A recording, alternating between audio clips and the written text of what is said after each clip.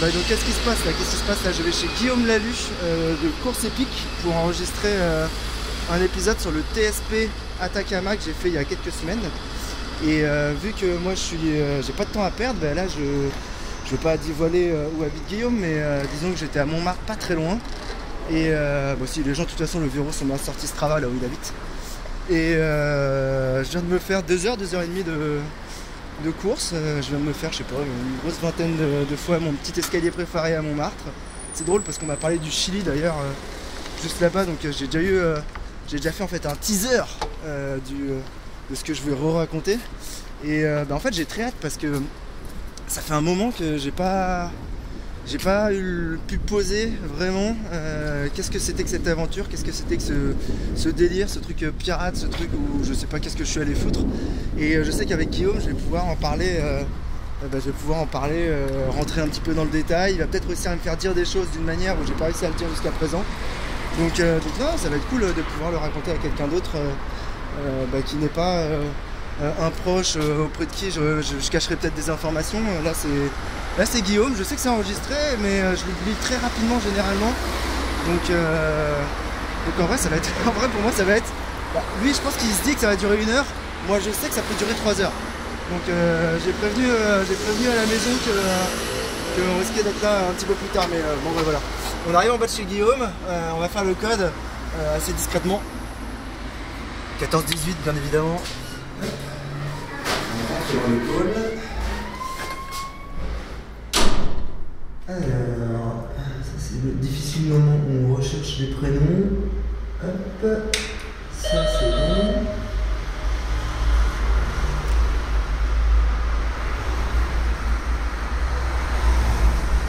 Ah putain, j'avais peur qu'il soit pas chez lui. Ouais Guillaume, t'es là? C'est Alex.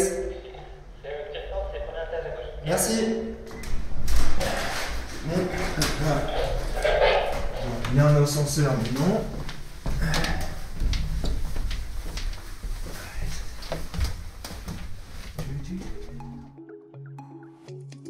Bonjour à tous, je suis Guillaume Lalu et je suis ravi de vous retrouver dans ce nouvel épisode de Course Épique. Course Épique, c'est le podcast Running et Trail qui vous fait vivre dans chaque épisode une histoire de course hors du commun. Athlète émérite, coureur confirmé ou anonyme passionné, quand la légende d'une course et la destinée d'un coureur se rencontrent, c'est dans Course Épique qu'elle se raconte.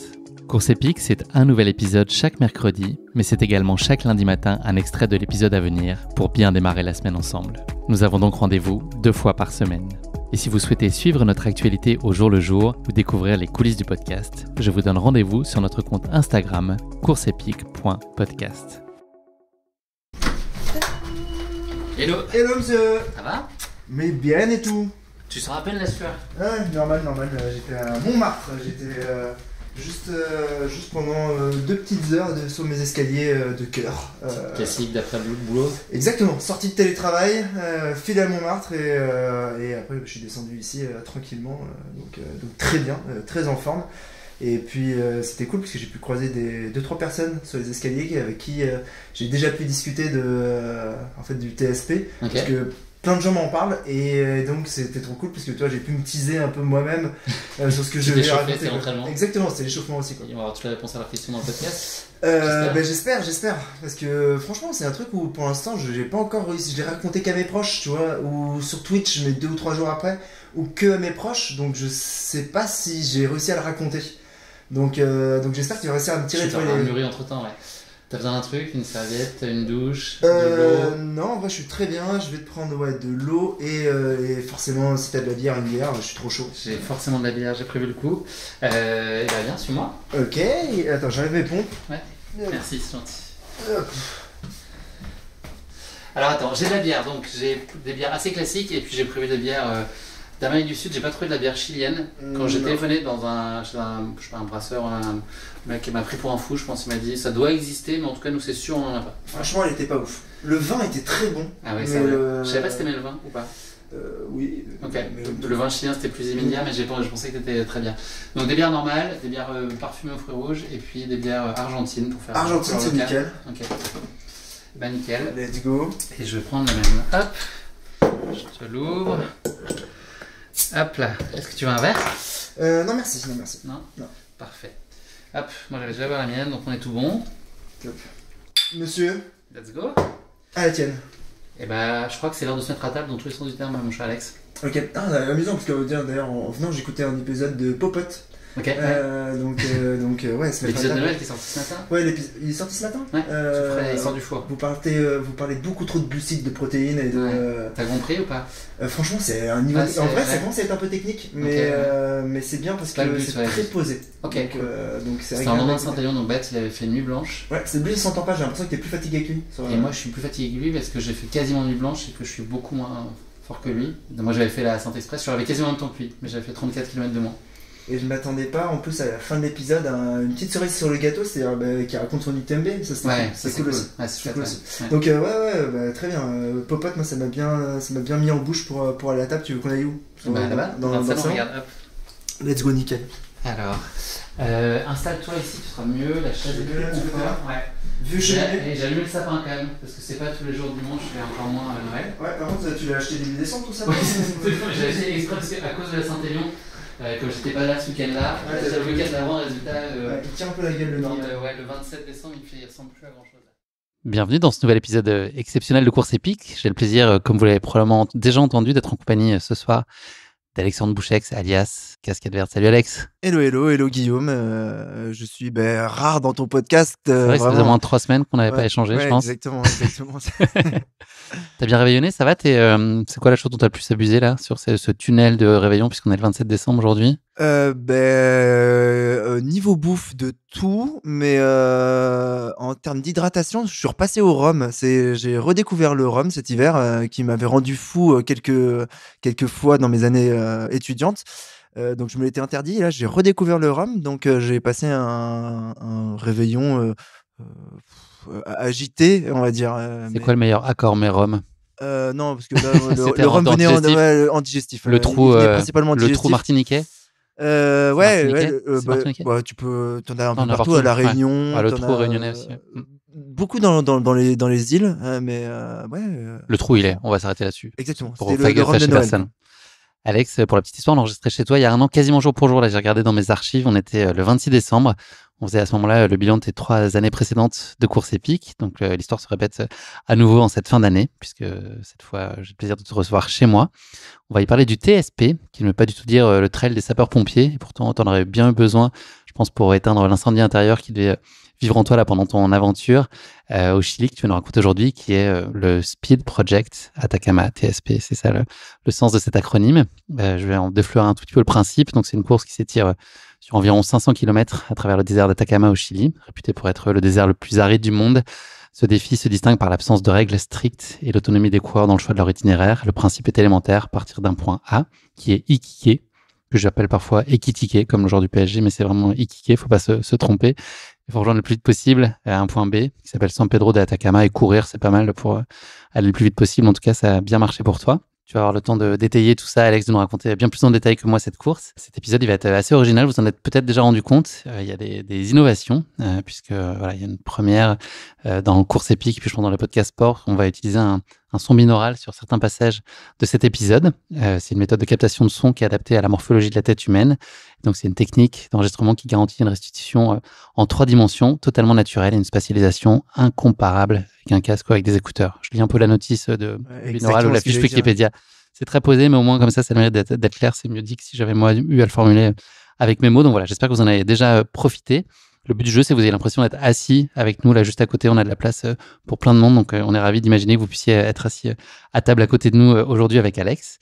De l'originalité, ce podcast va aussi en faire preuve avec son thème. À projet atypique et coureur hautement singulier, il n'aurait pas été possible de traiter cette course ô combien épique de façon traditionnelle. On va donc vous inviter aujourd'hui à partager avec nous un plateau télé en mode vidéo club. Donc, plutôt que de vous faire vivre de façon chronologique ce TSP et cette aventure hors norme, on va l'évoquer par grands thèmes successifs. Chacun de ces thèmes sera mis en perspective avec un film auquel il nous a fait penser.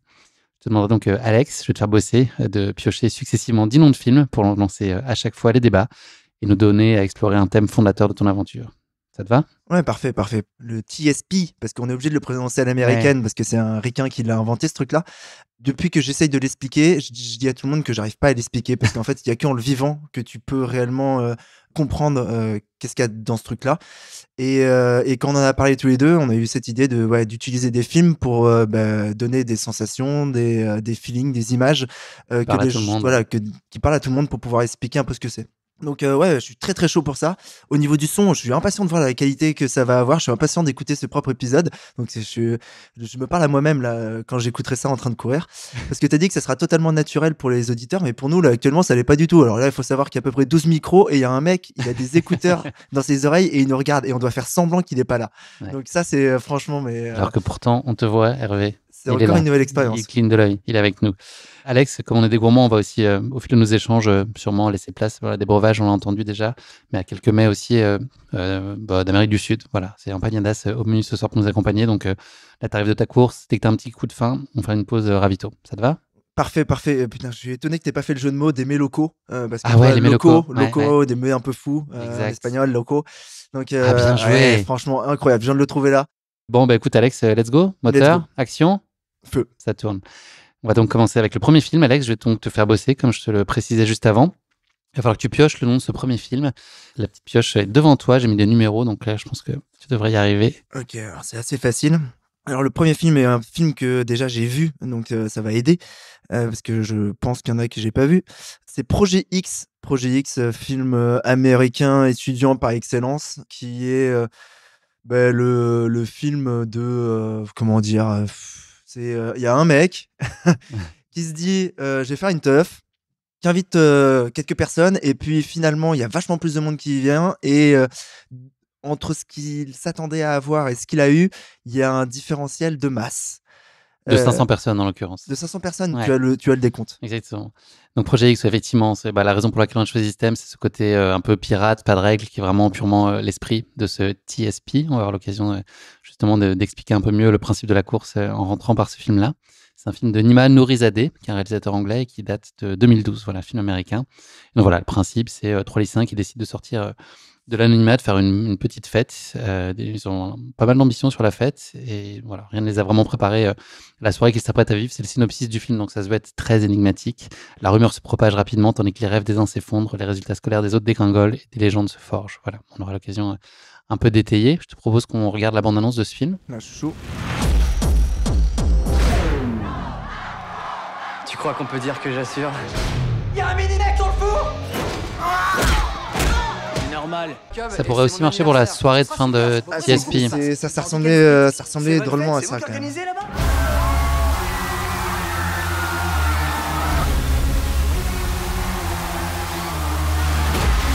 J'avais oublié à quel point j'avais aimé ça quand j'étais teenager, et à quel point maintenant je trouve que c'est un truc de teenager. Faudrait me payer là pour y aller, je pense. Il y a beaucoup plus de 50 personnes là. Bien sûr, les invites étaient pour deux. Ça vous dérange pas de décoller de la voiture? Mon père va piquer une crise s'il y a la moindre marque dessus. Voiture dans une piscine, Et donc, normal. chaque image, c'est du attendu. Et là, ça part un peu en couille. Avec un mec avec un lance-flamme, y a pas de problème. On a la journée de demain pour tout remettre en ordre. Et ça, tu y as pensé? Et si mes parents voient ça? Personne ne verra jamais ce film sauf nous, je te le promets. Vous savez, cette soirée entre gamins à Pasadena, vous avez vu les images? Si on devait faire un parallèle entre le film, là, entre Projet X et notre sujet de TSP en une phrase, c'est quoi le lien? Le lien, attends, je vais essayer juste de mettre des mots, mais pour moi, c'est l'esprit pirate, l'esprit d'un total univers inattendu. Il va se passer plein de choses inattendues, et on le sait au moment où on le déclenche et au moment où on rentre et on accepte la règle du jeu. Et on a beau l'avoir accepté, cette règle du jeu, à chaque fois qu'il y a un truc inattendu qui se passe, on sait que c'est pas le dernier. Et genre, ça ne va jamais se terminer. Il va tout le temps se passer des trucs encore plus fous à chaque moment. Donc il y a ça. Il y a d'abord l'aspect pirate. L'aspect de moi, j'apprends 3 ou 4 mois avant, par un biais que je dirais pas trop, mais j'apprends que j'ai la possibilité de participer à un truc comme ça dans le désert d'Atacama qui fait 500 bornes. J'ai pas plus d'infos que ça.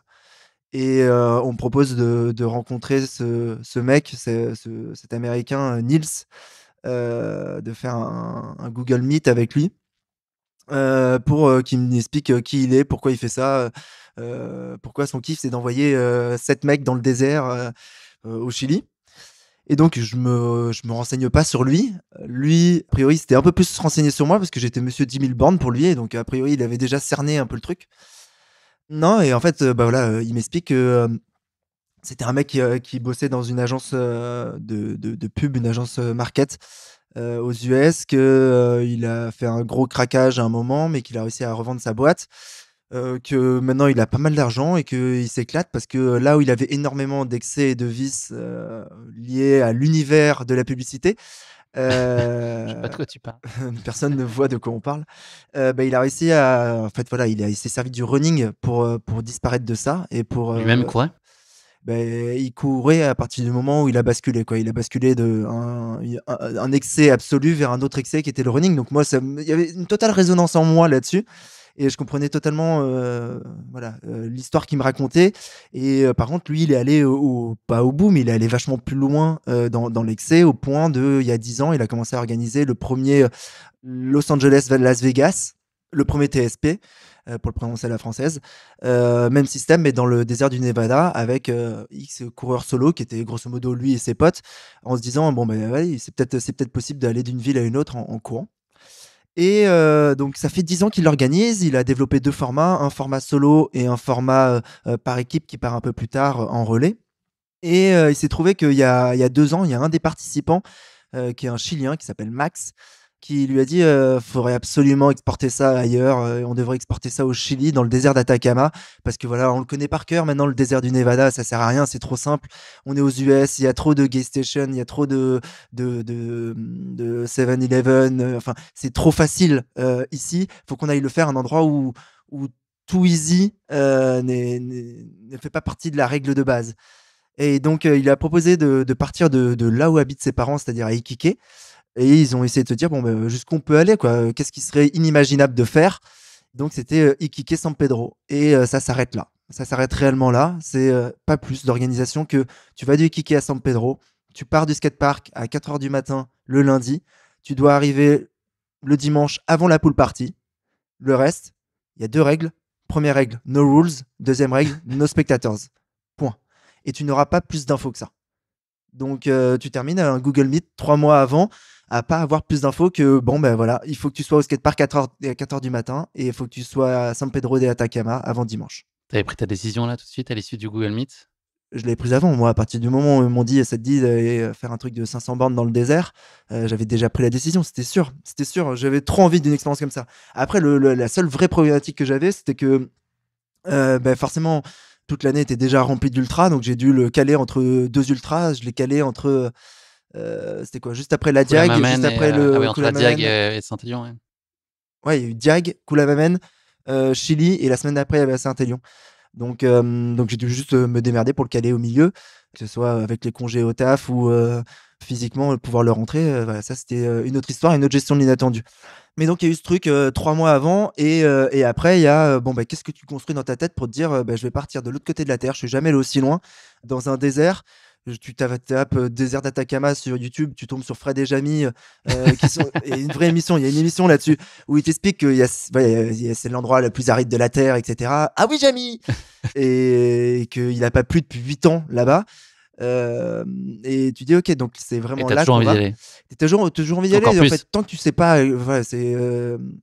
c'est vraiment ce truc-là, c'est la vraie phrase. Je crois que je l'ai déjà dit en plus en course à pic, mais c'est la phrase de Mark Twain là. C'est ils ne savaient pas que c'était impossible, alors ils l'ont fait. C'est exactement ça. Tu sais pas que c'est impossible. Tu sais qu'il va y avoir de l'inattendu. 3 mois, t'es encore assez loin pour pas avoir à stresser. Tu te dis de toute façon j'ai le temps, je pourrais gérer ça la semaine d'avant.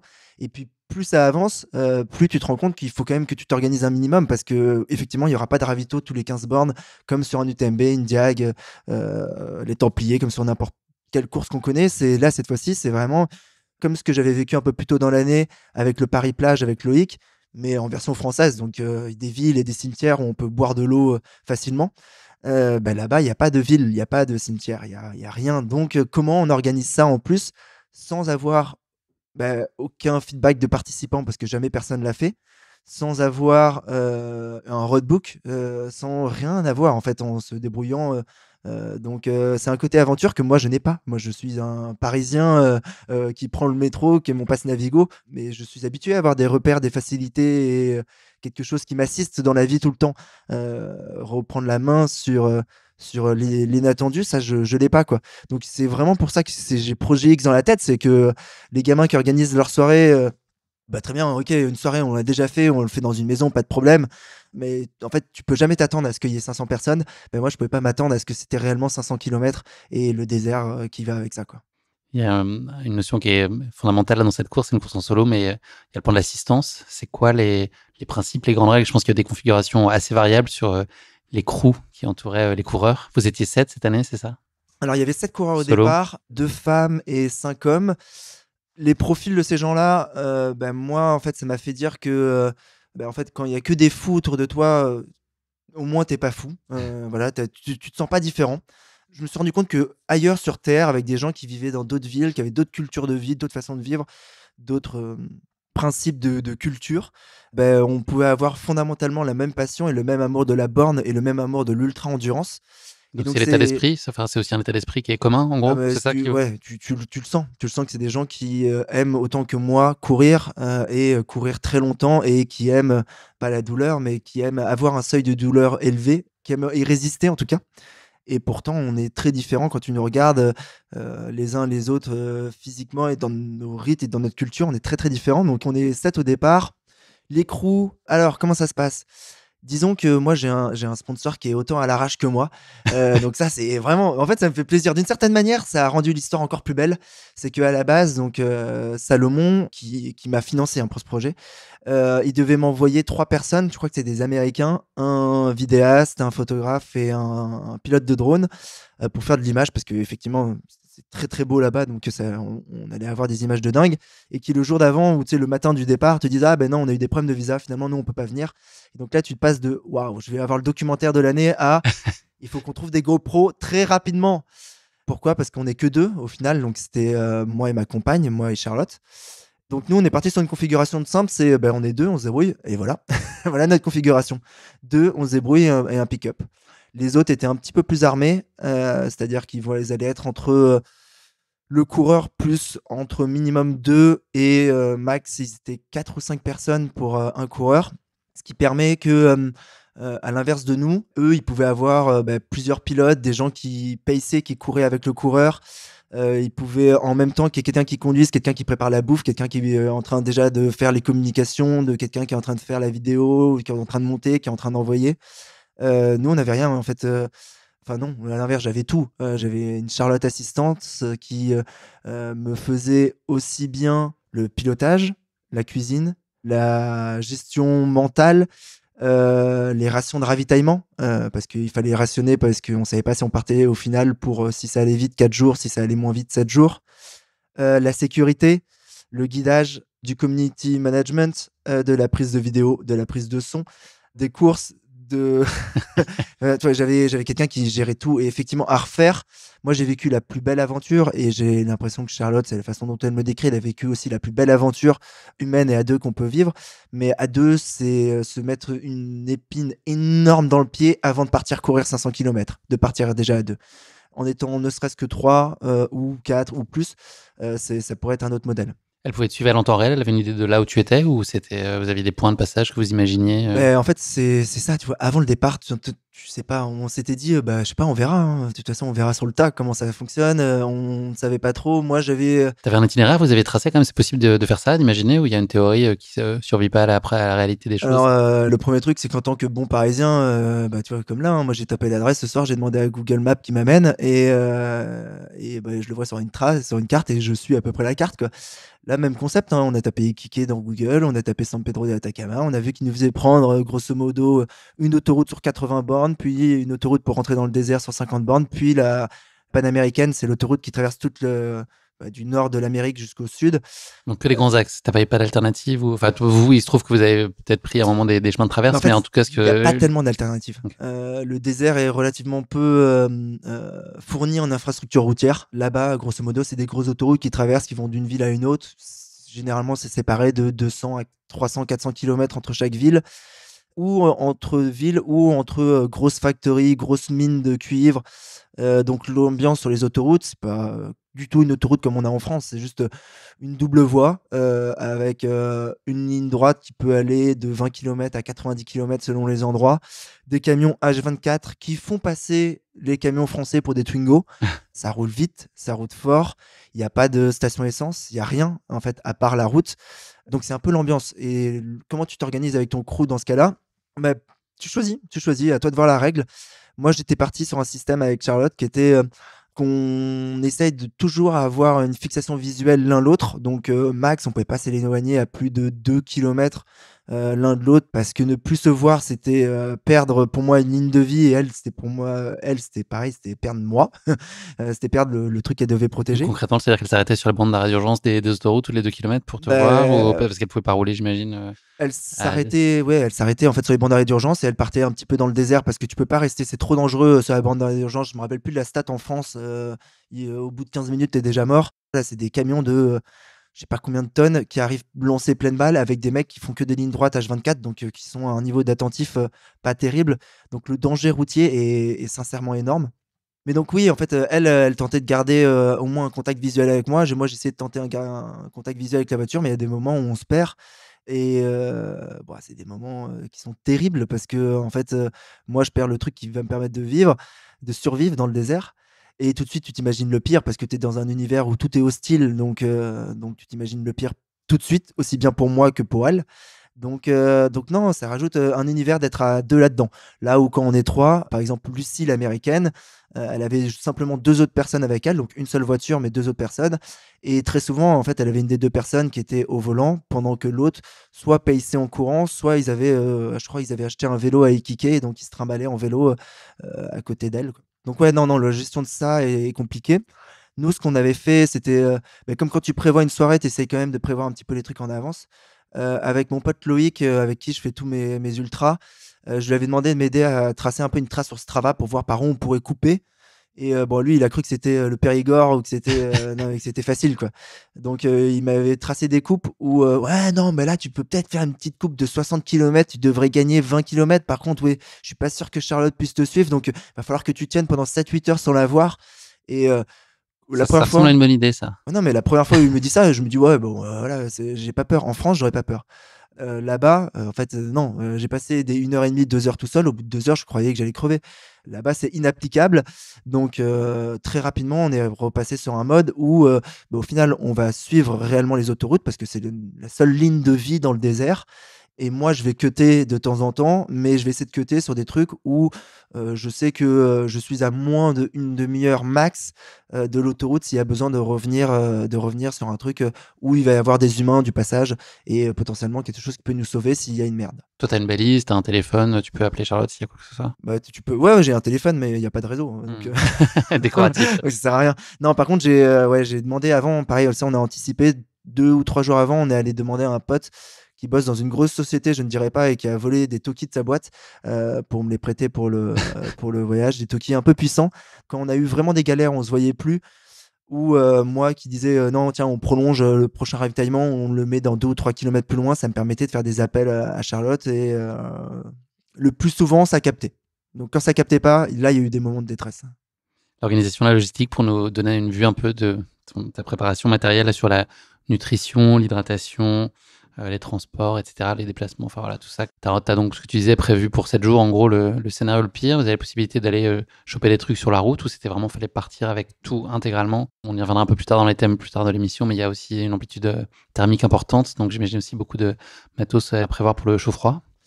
Alors, la logistique, c'est laquelle? Là, déjà, la logistique, c'est de trouver une bagnole qui est capable de faire ça et de trouver une bagnole à Ikike. À Ikike, en fait, vu il n'y a pas d'hôtel, on peut pas dormir dehors. Enfin, en tout cas, nous, on n'aurait pas pu. Et il faut une bagnole qui soit quand même assez grosse et dans laquelle on va pouvoir dormir. Malheureusement, impossible de louer une caravane, un van ou quoi. Il n'y a que des pick-up là-bas avec le grand espace à l'arrière qui, sincèrement, en fait, ne sert à rien quand tu peux pas être dehors.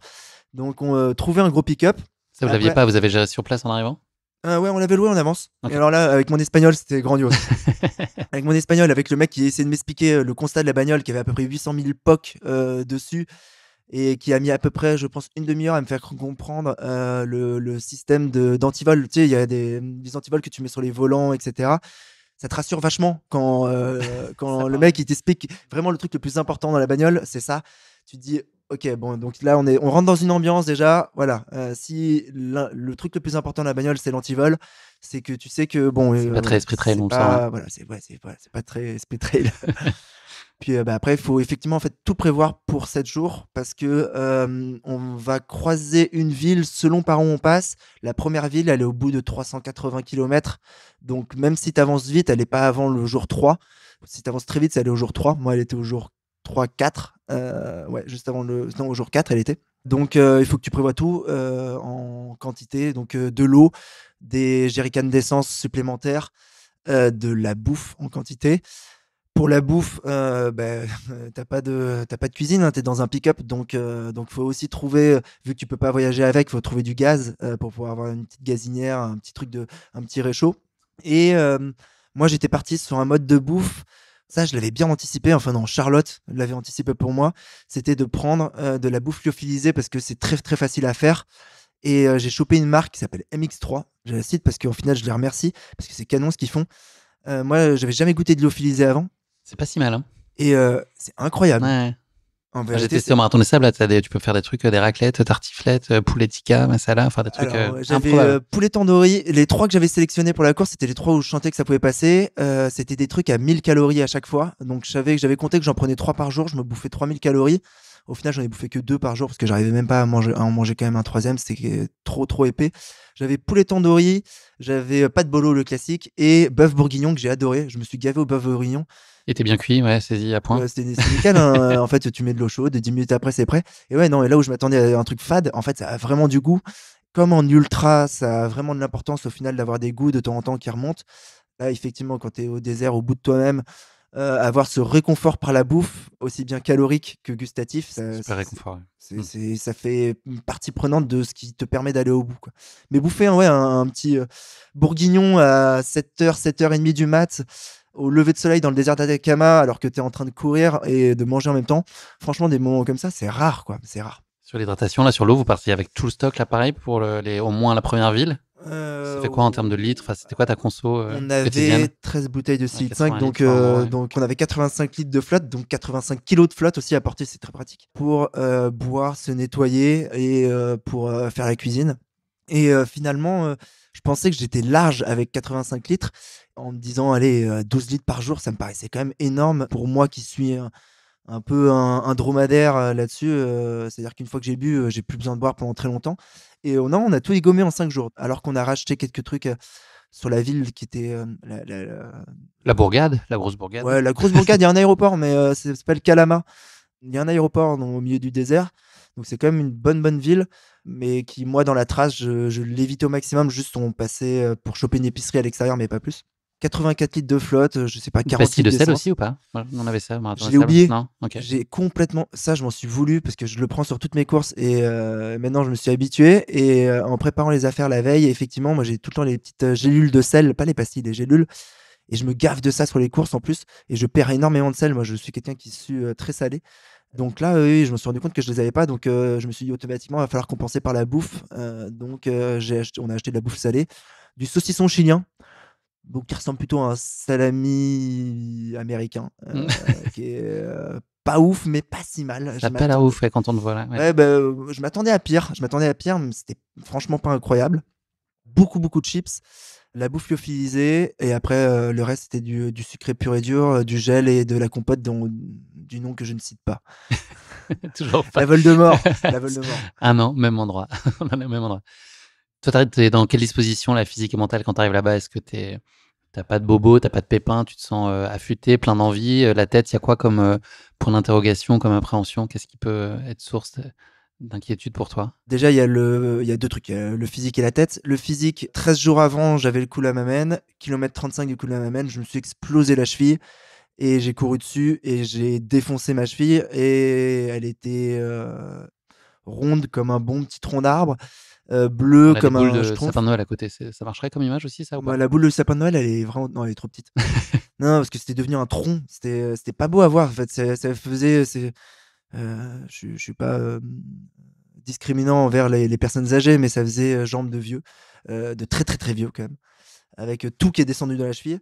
Donc douloureux, et j'ai le souvenir que juste quand je termine ma course, j'appelle Charlotte, et aussi j'envoie une photo à mon kiné en lui disant écoute, tu as 13 jours, mais dans 13 jours j'ai un 500 bornes au Chili, donc il va falloir qu'on trouve une solution.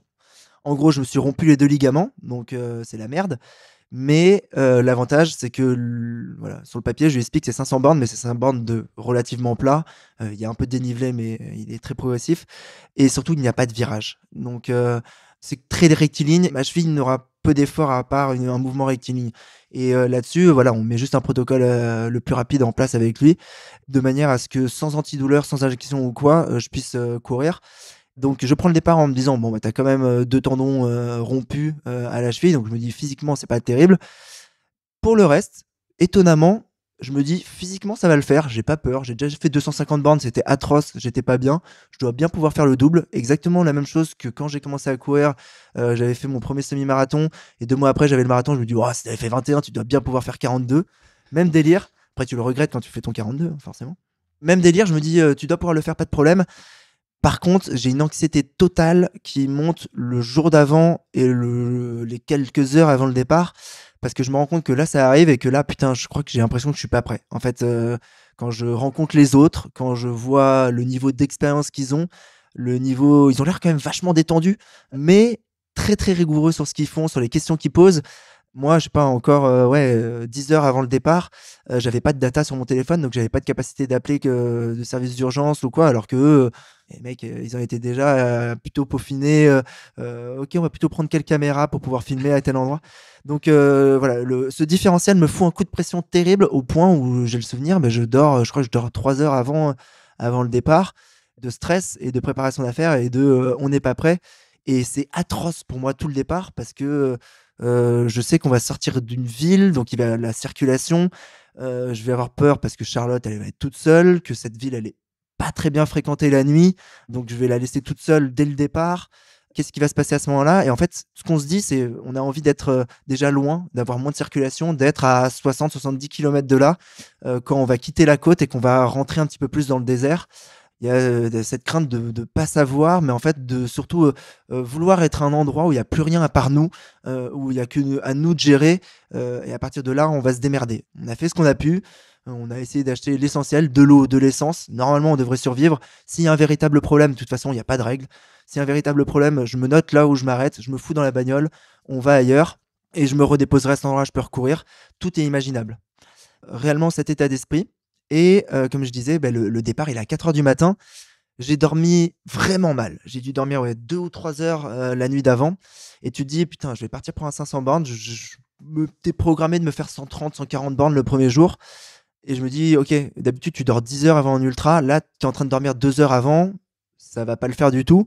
Donc, j'hésite même à me dire, attends, on a l'hôtel jusqu'à 11 heures. Qu'est-ce qu'on se fait chier? Je suis à 200 mètres du skatepark.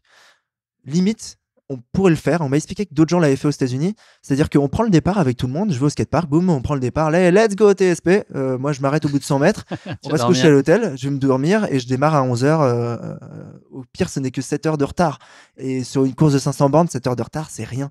Donc, à y repenser, avec plus d'expérience, peut-être que c'était quelque chose que je recalculerais. C'est-à-dire que oui, le 4h du matin, il est fait par l'organisation pour nous mettre d'une certaine manière un petit peu dans la merde. Aussi parce que on va quitter une ville par l'autoroute, on va passer un péage, donc si on bloque la route parce qu'on est en train de rouler, les bagnoles elles sont à 20 km/h, nous on court sur la bande d'arrêt d'urgence, sachant que à la sortie de la ville jusqu'à l'aéroport, ça ressemble quand même à une autoroute française, donc il y a pas tellement d'espace, on peut pas partir facilement dans le désert pour échapper à la circulation. Donc l'organisation nous fout ça à 4h du matin, mais il n'y a pas de règles, et ça fait tellement bizarre de ne pas avoir de règles que tu as tout le temps envie de lever le doigt et de demander si tu as le droit en fait, au départ. Et il te faut un certain nombre d'heures à comprendre que non, tu fais ce que tu veux en fait. Alex, est-ce qu'on a bien planté le décor avec ce projet X là? Ouais, très bien. Ouais, on a tout dit.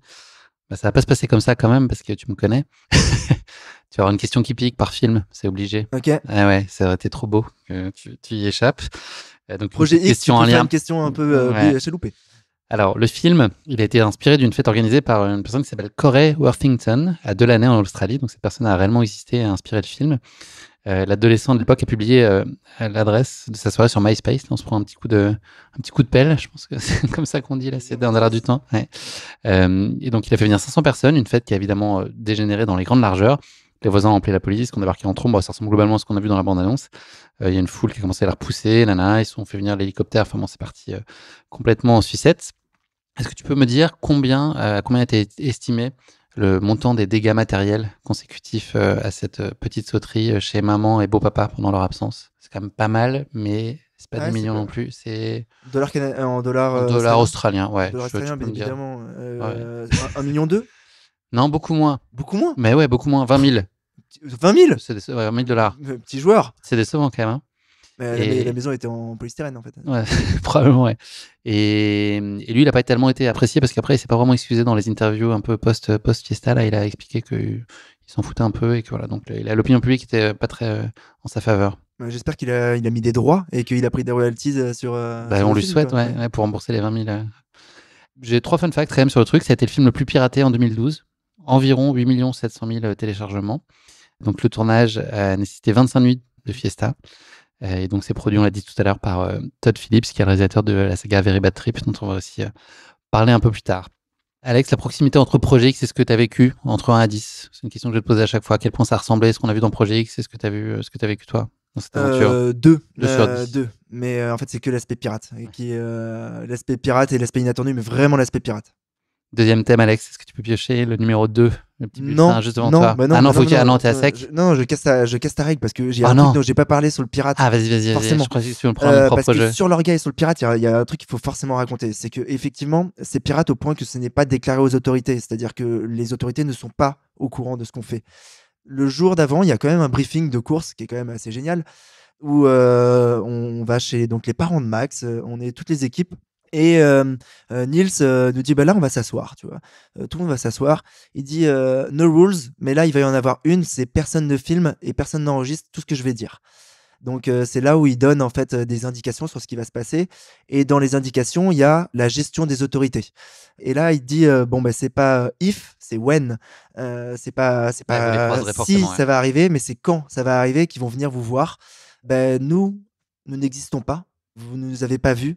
Le TSP n'existe pas. Le département d'État n'ira avoir eu connaissance de vos agissements. Exactement. Okay. Tout simplement, vous êtes ce qui vous êtes, c'est-à-dire vous êtes des férus de running et d'ultra-endurance et vous aimez bien avec vos copains, votre copine, avec des potes, rejoindre une ville à une autre en passant par le désert. Et voilà, vous dites juste qui vous êtes, mais nous, on n'existe pas. Pourquoi? C'est parce que s'ils détectent qu'il y a une organisation, ils seront capables d'arrêter. Alors que s'ils ne détectent pas qu'il y a une organisation et une tête, ils ne seront pas capables d'arrêter. Donc, il y a cet aspect qui est un petit peu pirate que je trouve très sympa. Et typiquement, la sortie d'Iquique, juste avant l'autoroute, donc tu peux pas l'éviter. Il y a un poste de police avec, tu sais, à l'américaine, le gros poste de police avec la bagnole devant qui est prête à démarrer sur l'autoroute. Et quand tu passes, tu vois la lumière à l'intérieur, tu vois les gendarmes à l'intérieur. Ils nous avaient prévenu, ils nous avaient dit, si vous pouvez éteindre les lumières, essayer de passer un petit peu discrètement, qu'on se fasse pas détecter, genre kilomètre 3. Donc ça donne un petit coup. Faut se cacher des autorités qui est assez sympa. Nickel, la boucle est bouclée. Et là, on peut repasser sur le 2. Et là, on peut piocher, ça valait le coup de le préciser. Le numéro 2, alors là, je vais me faire tuer parce que quand je vais dire que je ne l'ai pas vu, c'est dramatique. C'est Mad Max Fury Road. 4e épisode, 4e volet. Ouais. Je vais raconter le synopsis. Donc, c'est George Miller, australien, qui a réalisé déjà les 3 premiers. Le premier, c'était en 1979 avec Mel Gibson. Celui-là met à l'honneur Tom Hardy et Charlize Theron. Globalement, l'histoire, c'est qu'un ancien policier de la route, Max, erre seul au volant de son bolide dans un monde dévasté où des clans de cannibales, les sectes et les gangs de pillards s'affrontent dans des déserts sans fin pour l'essence et de l'eau. Voilà, je pourrais étayer un petit peu, mais globalement, ça pose le décor, donc ça va ressembler pas mal à ce que tu as vécu. Il y fait aussi très chaud dans Mad Max, et c'est sans pitié. La faune, la flore sont aussi sans pitié. C'est un environnement qui est globalement très hostile. On va se faire un petit coup de bande-annonce, ça va nous donner un sérieux coup de fouet, je pense. Dans ce désert, je suis celui qui fuit autant les vivants que les morts. Donc ça, c'est Max. Un homme réduit à un unique instinct. Survivre. C'est complètement dingue. 80% des effets spéciaux sont faits nature. En nature, ouais. Ah ouais.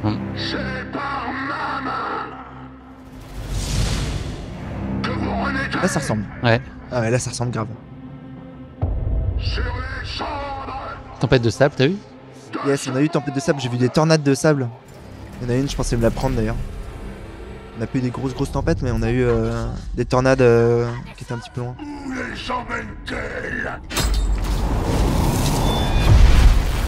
Tu vois, on a eu pareil là avec le démon et les boules de feu de 30 mètres de haut. Ça, on a eu ça. Ouais, ça, les guerriers armés jusqu'aux dents. Vous voulez survivre? On y va!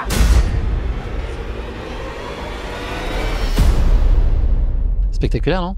Ouais, mais franchement, en fait, pour moi, c'est amical. Là. Non, mais c'est un univers que maintenant que je reconnais et que je connais. Et donc, limite, je m'y sens à l'aise. Je me sentirais à l'aise de voir ça. C'est quoi les recos et les précautions particulières à prendre là sur la chaleur? Déjà pour donner un ordre d'idée, ça peut au pic, ça peut représenter quoi comme température et quels étaient toi les grands principes pour que ça se passe le mieux possible ou le moins mal possible? Il n'y avait pas de matériel obligatoire, donc j'ai pas pris de thermomètre, mais il faisait chaud. En gros, grosso modo, ce qu'il faut se dire, c'est que ça monte autour de 40, ça reste à 40. Ça va pas tellement monter plus chaud. Tu vas avoir une impression de chaleur parce qu'il n'y a pas d'ombre et parce qu'il n'y a pas de répit. Et que ça ne bouge pas et que tu as toute la réflexion du désert qui te tombe dessus. La réalité, en fait, c'est que ça te brûle et que la précaution, c'est le moindre bout de peau qui dépasse, soit tu l'ultra protèges, soit il ne doit pas dépasser. Moi, les 2 premiers jours, je suis resté en short. En fait, ça m'a brûlé la peau des jambes. J'avais des manches longues sur les bras et donc ça allait, mais mes mains commençaient à brûler. Et ça me brûlait tellement qu'à partir du jour 3, j'ai décidé de passer mes journées le maximum possible en gardant un pantalon alors qu'il fait 40 degrés. T'as pas envie de porter un pantalon. Mais donc en gardant un pantalon, en ayant des manches longues et en tentant de cacher mes mains parce que mes mains brûlaient par le soleil, quoi. Donc, et la recommandation, c'est d'avoir une super assistance qui gère aussi ça, comme ta maman te dit de prendre ton écharpe avant de sortir l'hiver parce qu'il fait un peu froid. Là, c'est une assistance qui pense à bien toutes les demi-heures, 3/4 d'heure, 1 heure, te remettre une couche de pas de biafine directement, mais de crème solaire indice 50. Donc on avait prévu 3 tubes, je crois 2 ou 3 tubes de 50. Tu vois, on avait prévu en conséquence autant que de l'eau, quoi. Ça, on avait compris que dans le désert Atacama, il n'a pas plu depuis 7 ou 8 ans. On avait compris que l'eau et la crème solaire allaient être importantes. On avait compris que tu vois, il y avait un fondamental qui était. Mais toi, dans ta course, tu peux l'oublier en tout cas. Quand tu es dans l'effort et tout ça, si t'as pas quelqu'un Exactement. d'extérieur qui est là pour faire le timekeeper, ça peut te sortir de la tête, quoi. Surtout moi qui suis idiot là-dessus, où ok, tant que je brûle pas, c'est bon. Je peux me laisser avoir complètement. Et sur les 2 premiers jours, j'abuse parce que je reste en short, parce que je fais pas attention, parce que je me protège pas le visage plus que ça, à part avec des lunettes de soleil. Mais à partir je crois que la fin du jour 1, je commençais déjà à utiliser des tours de cou, à les mettre un peu sur les côtés de ma tête pour que, que ça me cache du soleil. À partir du jour 3, on avait acheté des torchons qui étaient censés être pour me laver ou pour se laver un petit peu les mains pour faire les poussières dans la voiture. Et ces torchons, un petit coup de polish. Et ces torchons se sont transformés en protection solaire de manière à ce que j'ai le moins de centimètres de mon visage ou de ma nuque ou de mes oreilles qui dépassent parce que ça brûle. C'est tout simplement, ça brûle. J'ai vu une photo, tu ressembles un peu à Mad Max là en termes de. Ça faisait très Mad Max. Ouais. On m'a dit pas mal Cléopâtre, on m'a dit nouveau style. Et effectivement, en fait, je trouve que ça représente plus ce que moi j'ai vécu parce que dans la réalité, il y a pas mal de gens qui ont dit ouais non mais qui m'ont dit c'est pour la photo ou c'était pour te faire marrer. Non, je ressemblais vraiment à un pharaon comme ça tout le long. Et j'étais obligé quand les camions me passaient, parce que je courais quand même pas mal de temps au bord de la route sur la bande d'arrêt d'urgence, quand les camions me passaient à côté, j'étais obligé de me mettre les mains sur la tête, de tenir très fort le fichu, on nous diront le fichu, vu que j'ai 75 ans, le fichu qui était accroché aussi à l'intérieur de mon t-shirt et sous mon sac, parce que sinon il s'envolait. C'en est un point où tu termines à te serrer comme ça, comme un fou, parce que des camions passent pour te protéger du fait d'être brûlé du soleil. Et t'as El Gringos à l'intérieur du camion qui comprend pas trop ce qui se passe, mais qui te fait quand même un allez mec, mais qu'est-ce que tu es en train de faire comme ça? Pourquoi tu es fou? Tu es déjà fou d'être là. Donc pourquoi tu es fou à ce point-là? Le désert, cette chaleur terrible, ce manque en fait total d'humidité, on est à un niveau de sec où à la fin du jour 1, c'est comme un lendemain de soirée avec 2 paquets de clopes que t'as bien tabassé et t'as passé beaucoup de temps dans le fumoir qui était à l'extérieur du bar en t-shirt parce que t'étais ivre et donc t'as la gorge qui est flinguée jusqu'au bout et t'as soufflé parce que t'as aidé une pote à gonfler des ballons en début de soirée, donc t'as vidé tes 2 ganglions entiers, donc voilà l'état de la gorge à peu près en termes de souffrance, de sécheresse. Mais en fait toutes les voies orales, le nez, la bouche et toutes les différentes muqueuses que tu peux avoir, ça sèche terriblement là-bas. Au même titre que je devais mettre de la crème solaire, je devais mettre du baume sur les lèvres parce que sinon tes lèvres se transforment en la râpe à fromage. C'est la meilleure image que j'ai. Donc pour éviter que ça se transforme en ça toutes les demi-heures. Tu passes ton temps, donc tu passes ta vie avec, au final, du Carmex qui, moi, avait un goût pastèque. Donc j'ai traversé ça m'a fait rire de me dire, je traverse le désert d'Atacama avec le goût de pastèque dans la bouche, sur la bouche. Tout est hostile, tout est fait pour que tu ne sois pas là. Et tu le vois parce que toi, tu parlais qu'a priori, dans Mad Max, il y a une vie animale. Là-bas, il n'y a pas de vie animale, il n'y a pas de faune, il n'y a pas de flore. J'ai croisé mon premier arbre au bout de 140 km, je m'en rappelle, et je l'ai filmé, je sais ce moment-là, parce que c'était l'ombre dans le désert, et tu vois bien que c'était la seule ombre dans le désert à très très loin, parce que c'était pendant une coupe, et tu voyais qu'il y avait quand même 4-5 bancs qui étaient installés, donc les mecs avaient pigé que c'était THE endroit où il fallait se mettre. The tree to be, exactement. Et l'arbre, il a beau être mort depuis 20 piges, partir un jour.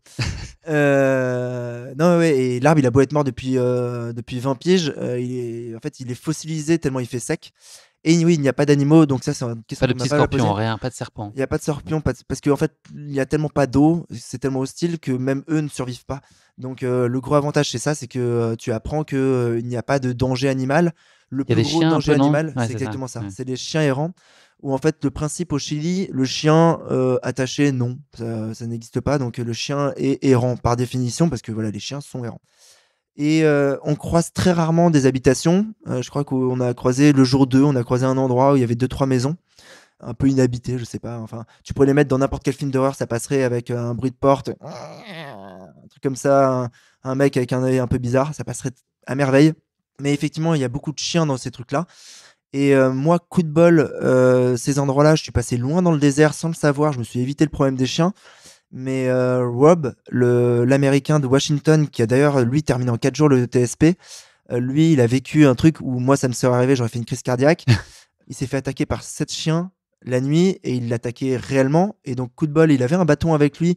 Donc, il se défendait avec le bâton en mettant des grands mouvements vers les chiens. Et les chiens se mettaient à plusieurs, donc ils essayaient d'attaquer par plusieurs sens. Et il n'avait pas une frontale, mais une lumière abdominale, une lumière qui met sur l'abdomen.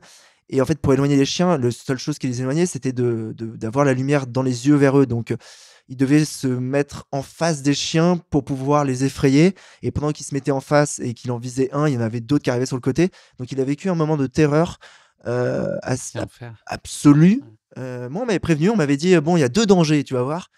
C'est les chiens et les camions. Moi, j'ai 2 craintes dans la vie, c'est les chiens et les camions. J'ai eu un énorme accident de bagnole avec un camion il y a quelques années, je suis traumatisé. D'ailleurs, je pouvais pas marcher à droite de la route, j'étais obligé de marcher à gauche parce que je peux pas avoir un camion à gauche de moi, c'est pas possible. Et les kleps, parce que je me suis déjà fait mordre 2-3 fois. Et donc, quand on m'a dit, tu vas voir, San Pedro, ça s'appelle aussi San Pero.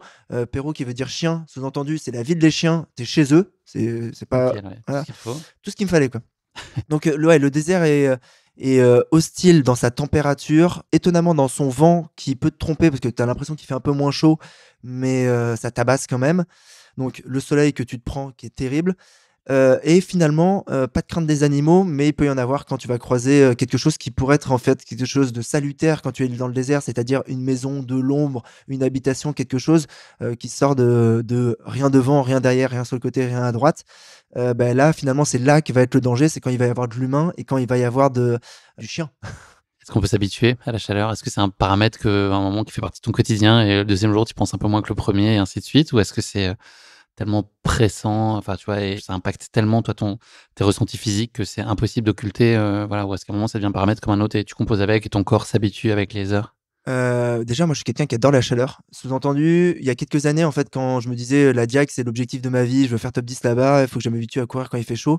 Mon kiff, c'était j'attendais de l'été qu'il y ait des canicules pour partir courir à 13h. C'était vraiment mon gros kiff, quoi. Quand le goudron il fond et que ça s'accroche au Salomon, c'est le moment, quoi. C'est my time. Donc j'ai toujours aimé ça. Après, oui, tu souffres énormément. Et sur la question de l'habitude, je pense qu'on en parlera un petit peu après, mais en fait, au bout d'un moment, tu es tellement dans ton jus que ça disparaît, la chaleur disparaît. Et moi, j'ai eu plutôt en fait des frissons de chaleur. Le vrai problème de la chaleur, c'est que ça me tapait sur la tête et que le cerveau, je pense, bouillonne et qu'il doit y avoir quelque chose vraiment de physiologique où ton corps arrive à se thermoréguler, mais au bout d'un moment, ton cerveau, ta tête n'arrive plus à se thermoréguler. Et en fait, j'en terminais à avoir des mal de crâne pendant 10 heures par jour du fait que le soleil me tapait dessus, quoi.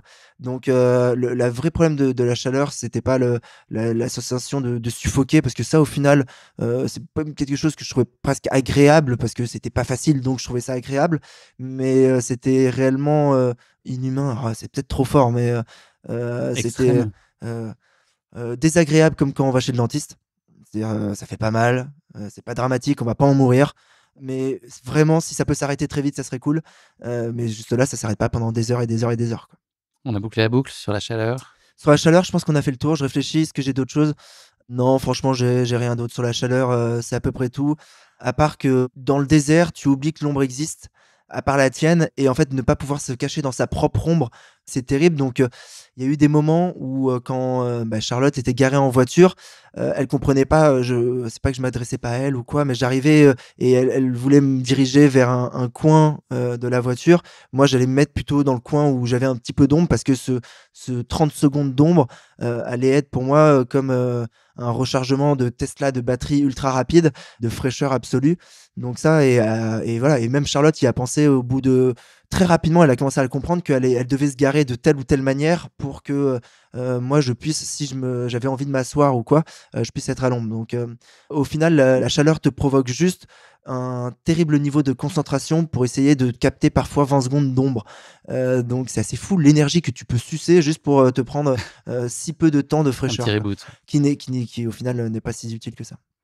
Alex, question qui pique, je suis désolé. Donc, Yes.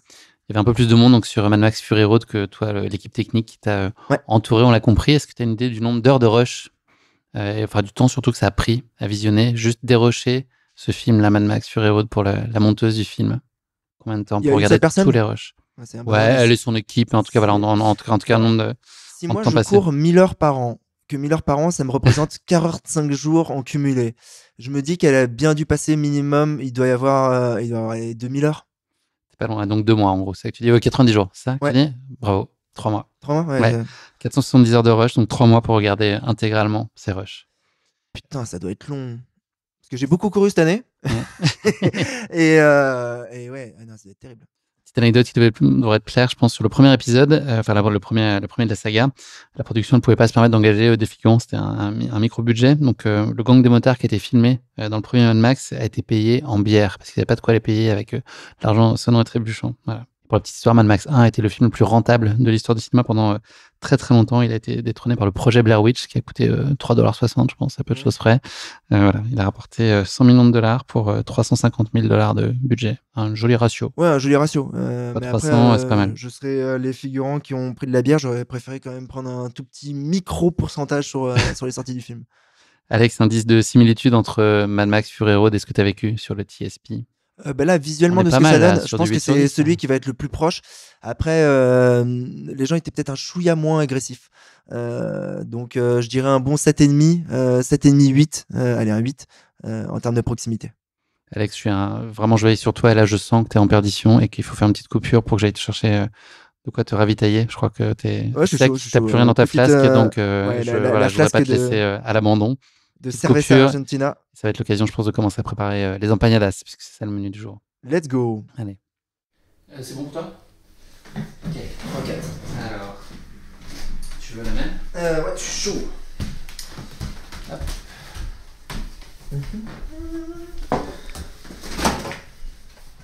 C'est la Val Kilmer, tu connais? Je connais la Val, non, ouais. Val Kilmer, c'est un. T'as pas vu. Ça me dit quelque chose. Attends. T'as vu Top Gun ou pas? Non. Si, il y a très très longtemps. Tu vois, Iceman. Non, ça te dit rien. Le pauvre, il a un cancer de la gorge.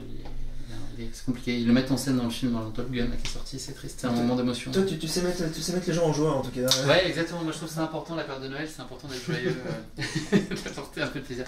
Hop, je te l'ouvre. Ouais, je suis chaud. Merci.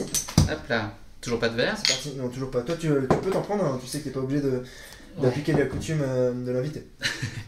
Non, je vais rester là. Je vais finir les mêmes.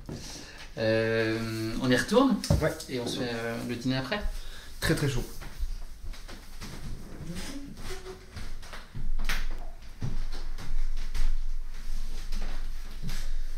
Hop là. Alex, c'est le moment de piocher le troisième papier, le troisième film. Yes. Troisième film, je l'ai vu, mais il était tard en soirée. Le Transpersonnage. Transpersonnage, c'est un film de 2013 de Bong Joon-ho qui a fait un grand classique que tu as forcément vu, qui a été primé à Cannes en 2019. Je l'ai vu en rentrant de soirée, je pense, sur un site de streaming illégal qui existait en 2013-2014 à l'époque. Mais ça Palme d'Or, le film dont je parle. Parasite. Tu as vu ça? Ah non, excuse-moi. C'est lui, ouais. Parasite, j'ai vu des bouts, mais je l'ai pas vu en entier. En partant à une soirée. J'ai vu que l'acteur est décédé d'ailleurs. Oh non. Ouais, je l'ai vu hier ou aujourd'hui. Je l'ai vu, c'est tombé là. Ouais, désolé, moi aussi j'aime bien Mais t'annoncer non. des mauvaises nouvelles. Ouais, non, C'est vrai. horrible. Ouais, c'est vrai. Mais qu'est-ce qui s'est passé? J'ai pas l'info, mais a priori il est jeune, donc il est un petit souci. Ah mais c'est horrible. Ah je suis bon. Bon, on arrête. Ouais, on arrête là, mais effectivement. C'est terrible, tous ces gens qui meurent. Non mais en parlant de gens qui meurent, ça me permet de rebondir sur le TSP. Il y a un truc qu'on n'en a pas parlé. Sur le bord de la route, tous les 200 mètres à 1 km, il y a un espèce d'hôtel ou de hommage avec ce qu'ils ont pu trouver sur place, donc des pneus qu'ils ont parfois un peu en blanc et un peu de décoration et des trucs qui ont été ramenés pour tous les gens qui sont le plus souvent c'est des gens qui sont décédés en fait sur la route parce qu'ils se sont fait taper par un camion ou quoi, donc ça te rappelle le danger à chaque moment, ça te rappelle que la mort est très proche quand tu marches sur le bord de cette route. T'as ça et t'as des hommages, je crois, à des divinations locales, à des dieux pour les routiers. Mais ouais, il y a un rapport à la mort qui est quand même très particulier parce que il n'y a pas de vie dans ce désert, mais il y a beaucoup de morts. Donc ça te met bien dans l'ambiance. Je te propose qu'on en parle dans Le Boulevard de la Mort, qui sera notre prochain film. C'est incroyable. Ah, j'ai déjà pourri le prochain film. Il a spoilé le prochain film. Ouais. Donc Alex, le synopsis du Transpersonnage, c'est en 2031, c'est une nouvelle ère glaciaire. Les derniers survivants ont pris place à bord d'un train qui s'appelle le Snowpiercer, qui est un train gigantesque condamné à tourner sans cesse autour de la Terre sans jamais s'arrêter. Dans ce microcosme futuriste de métal fendant la glace, s'est recréée une hiérarchie des classes contre laquelle une poignée d'hommes entraînés par l'un d'eux tentent de lutter, car l'être humain ne changera jamais. Voilà. Donc je ne sais pas si tu l'as vu, mais ceux qui sont à l'arrière du train, c'est les gens qui ont moins de chance dans la vie et qui essaient de remonter finalement dans la hiérarchie et de se rapprocher le plus possible de l'avant du train. J'ai le souvenir d'un passage de 2 ou 3 wagons assez phénoménal, un wagon qui se plonge dans le noir et il arrive à remonter ça, et j'ai le souvenir que c'est une scène d'action qui est assez incroyable. Je crois que j'ai surtout vu le making of en fait de ça. Et oui, et ce froid qui est existant et perpétuel à l'extérieur. Donc ouais, je l'ai bien quand même la sensation en tête, quoi. Je me souviens plus de la fin d'ailleurs, il y a un truc spectaculaire à la fin. Je crois que je sais plus ce que c'est. Je crois qu'ils crèvent. Non, ils descendent du train et ils se rendent compte qu'il y a une arnaque. Genre qu'il fait pas si froid ou qu'ils sont pas tout seuls. Enfin, je sais plus, il y a un truc de genre là, à la toute fin. Ouais, il y a un petit pour Snowpiercer 2. Pour Snowpiercer, les transpersonages font du ski, le 2. Alex, bande-annonce. Chaud. Froid.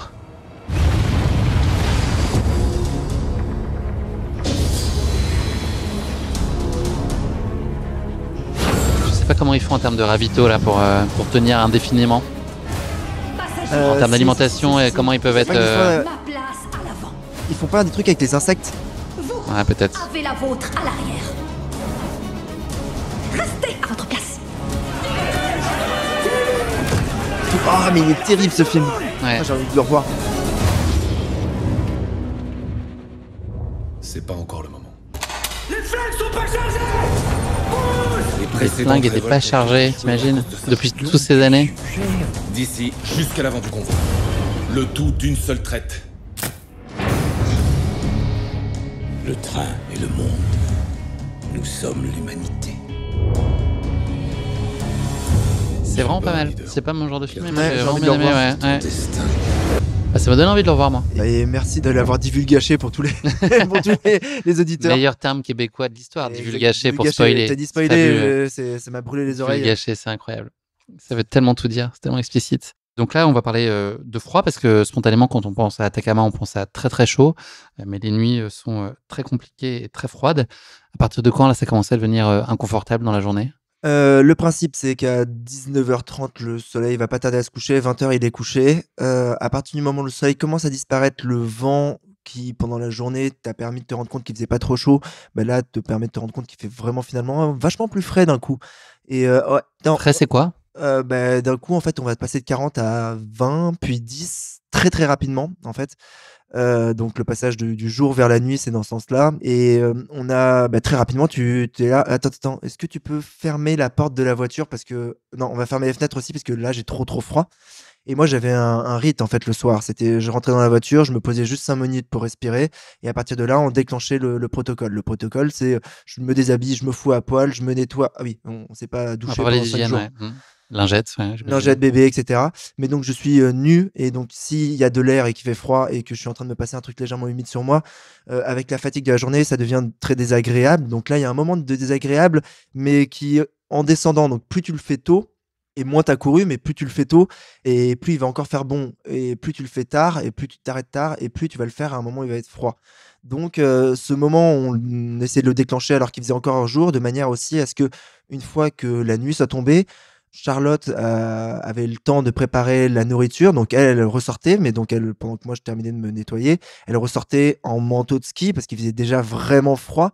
Elle se dépêchait à essayer de cacher la bouteille de gaz et le petit réchaud à côté de la voiture parce qu'il n'y a rien pour protéger du vent le réchaud à part la voiture. Donc t'en es à allumer du gaz au bord d'un truc qui est rempli d'essence, ce qui est Très vraiment, conseillé, ouais. vraiment le truc À le ne plus pas conseillé de reproduire la chez Terre. soi. Ouais. Il y a 2-3 moments où ça serait moi, j'aurais vachement plus flippé. Donc elle avait une bonne maîtrise là-dessus. Donc pendant ce laps de temps, la nourriture cuit et en fait la nuit tombe très très rapidement. Et une fois que la nuit est tombée, certes il y a le ciel étoilé qui est incroyable dans le désert d'Atacama parce que il y a aucun nuage, c'est Pas pas de couvert, pollution pas de lumineuse. pollution lumineuse. On est, je sais pas à quel tropique, quelle hauteur, mais à savoir que dans le désert, c'est là où il y a tous les plus gros observatoires. Donc s'ils les ont mis là, c'est qu'il y a une logique. Effectivement, c'est très beau. Mais vu que c'est dégagé, c'est quand même très froid et en fait, très rapidement, la température va chuter et nous, on s'endormait vers 22 h. À 22 h, c'était encore vivable et la température était plutôt bonne dans la voiture parce qu'on était enfermés à 2 dans une bagnole remplie d'affaires, on venait de manger, il y avait encore de la chaleur humaine. Moi, j'avais beau être, nu, pour essayer que mes pizzas, les endroits de frottement, les zones de frottement s'assèchent. J'étais nu, mais ça allait encore à peu près. Ça, c'était 22 h. Tu t'endors rapidement quand tu as couru 15 heures par jour, donc 22 h 01 dodo. Tu dors mal parce qu'à l'arrière d'un pick-up, etc. Pour moi et le siège passager pour Charlotte. Et 2 heures plus tard, tu te pelles la mort parce que la chaleur de la voiture, la chaleur humaine a disparu. La première nuit, on s'est asphyxié parce qu'on n'avait pas laissé de fenêtre ouverte. Donc, tu as bouffé tout l'oxygène de la bagnole à 2, juste en respirant. Tu te réveilles très légèrement, je pense vers 1 h 30, où tu ouvres un œil parce qu'en fait, vu que tu essaies de t'hydrater, il faut quand même sortir pisser de temps en temps. Et vu que tu es tout nu, tu sors pisser tout nu dans le désert d'Atacama. Et forcément, c'est le moment où il y a des camions qui décident de passer. Donc toi, tu t'éloignes un peu de la voiture, tu te dis, le mec, dans son camion, il voit un mec à poil en train de trembler. Si on le mettait plein phare pour lui mettre la honte. Il est plein phare, forcément, tu vois. Et donc voilà, il y a un petit style, mais donc tu re-rentres dans la voiture et tu commences à vraiment être comme ça, à plus pouvoir te contrôler. Sachant que t'as tardé pendant 1 heure le moment d'y aller, genre j'ai pas envie, Exactement. je veux pas. Exactement. Et tu te réveilles, on mettait généralement le réveil vers 3 h 30, max 4 h, pour démarrer entre 4 h et 4 h 30 tous les matins. Et là, le moment où tu te réveilles, J'ai pas trop calculé, c'est combien de temps de sommeil ça fait là par nuit? on dormait entre 5 et 6 heures. Nous, on a très bien dormi. En fait, j'ai même plus dormi qu'à Paris. Ok. Et c'était une strat parce que Charlotte, il fallait qu'elle soit au taquet toute la journée, sans jeu de mots. Il fallait qu'elle soit au taquet toute la journée parce que elle allait se bouffer 15 heures de devoir être tout le temps concentrée, faire gaffe, les camions, etc., la circulation. Et moi, plus j'ai de sommeil, plus c'est réparateur pour moi, donc je peux continuer à avancer. Il y en a Rob, encore une fois, celui qui a terminé le plus rapidement. Il a dormi 7 heures en tout. Donc lui, il était sur une strat de mini-sieste et de sieste de 2 heures. Mais donc tu te réveilles, il est 3 heures du mat, 3 h 30. Et là, moi, j'ai un défaut, c'est que autant je sue quand je cours, mais autant je sue énormément après les courses, après les gros efforts physiques, mon corps réagit. Il arrive, je pense, très mal à se thermoréguler. Et donc, je suis dans un espèce de sac de couchage en plastoc, bien, mais une sensation de plastique, mais totalement trempé à l'intérieur, dans ce plastique froid trempé, avec autour de moi tous les éléments de la voiture, métallique ou en verre, où il y a de l'eau qui dégouline dessus, parce que le peu de chaleur et l'asphyxie qu'on est en train de créer avec notre respiration, ça fait comme dans Titanic, grosso modo, mais pas la même ambiance. Et là, en fait, c'est les pires 15 à 20 minutes tous les jours. Je préfère 100 fois le moment où je suis en train de chialer de douleur parce que je cours au 70e kilomètre après 12 ou 13 heures dans la journée sous le soleil. Je préfère 100 fois ce moment-là au moment où je suis dans ce duvet, tout nu, le duvet est collé à moi. Tu sais, cette petite, J'aime bien. le Le bruitage bruit est est- assez explicite, ouais. Et tu sais, tu le tires et ça croche à ta peau et ça glisse mal sur ta peau parce que c'est mouillé et froid. Et il faut mettre des fringues. Et la première nuit, t'as pas fait gaffe, tu les as laissés sur le bord. Si tu t'es dit que c'était une bonne idée de les mettre sur le bord de la fenêtre du pick-up, et donc ils sont mouillés et froids aussi. Et donc c'est le pire moment. T'enfiles tes fringues. Donc la stratégie de l'oignon, c'est ça, j'ai pu lire. Non. Stratégie de l'oignon, exactement. Parce que tu sors et là, il fait vraiment froid, c'est-à-dire qu'il gèle, grosso modo. Et en fait, je sais pas pourquoi, mais je pensais que le froid sec que j'avais connu, moi, à Montréal, avait une sensation moins terrible que le froid humide. Mais là, ça a beau être sec, dehors, t'as une sensation de... En fait, c'est peut-être le vide qui donne cette sensation de froid absolu et le vent. Mais je suis obligé, donc, à partir du jour 3, ce que je mettrai tous les jours, c'est des chaussettes assez chaudes, des grosses chaussures, caleçons, double short, pantalon entier, un t-shirt Double manche short, ça longue. sert à quoi? Double short, je sais pas, c'est Salomon qui m'a filé ça. Ils sont bien. En vrai, ils sont bien. Non, je crois qu'il y a des shorts avec caleçons intégrés. Ok. Ils sont plutôt pas mal, mais ils te tiennent, ils sont bien proches du corps. C'est plutôt assez agréable et assez long sur le genou. Attends, on dirait que je fais la description, quoi. Assez long sur le genou, plutôt proche du corps. Et pour la modique Ce somme short, de 119,95 €. Exactement. Et 4800 pesos chiliens, forcément, parce que j'ai encore le taux de traduction. Non, c'est pas ça, beaucoup plus, je pense. Et sur le haut, t-shirt manche longue, veste Bonatti qui est faite pour passer d'école à -6. D'habitude, c'est ce que je mets sur l'UTMB ou quand on part vraiment en montagne. 3 buffs, donc 3 tours de cou, un manteau de ski et 2 paires de gants et ma casquette au-dessus et j'ai froid. Et je vais de 4h du matin à 7h du matin courir ou dans les derniers jours marcher très très très vite avec ça et je vais pas avoir envie de l'enlever avant que le soleil apparaisse. Et quand le soleil apparaît, là, effectivement, j'enlève. Ah non, j'ai le gilet jaune aussi en plus. C'est vrai que j'ai un gilet jaune en plus dessus pour pas me faire écraser par les gentils routiers. Mais donc, j'enlève d'abord mon gilet jaune, puis mon manteau de ski, puis une paire de gants, puis un bœuf. Puis, tiens, là, on vient de passer de 7 à 8h30. Je viens d'avoir, pour finir de bien me réchauffer, je prends un café et un bœuf bourguignon. Parce que ça fait quand même 3 ou 4 heures que j'avance quand même. Et à partir de 9h, là, tu ne gardes plus que le t-shirt, mais tu gardes le pantalon et tu commences à cacher ton visage de la chaleur. Et à 11h, il fait 40 degrés. Donc, ça va assez vite je suis dans le pire froid et la pire sensation de froid et de tremblement et je n'arrive même pas à articuler et je suis en train d'expliquer à Charlotte avec une voix vraiment à plus réussir à faire fonctionner ma mâchoire pour lui dire je vais prendre 5 minutes de plus parce que je peux pas là, voilà. Et à hurler dans la voiture c'est le pire moment de ma vie. Je dois être frileux en fait, je pense, c'est ça. Je dois être frileux, pourtant je suis pas normalement.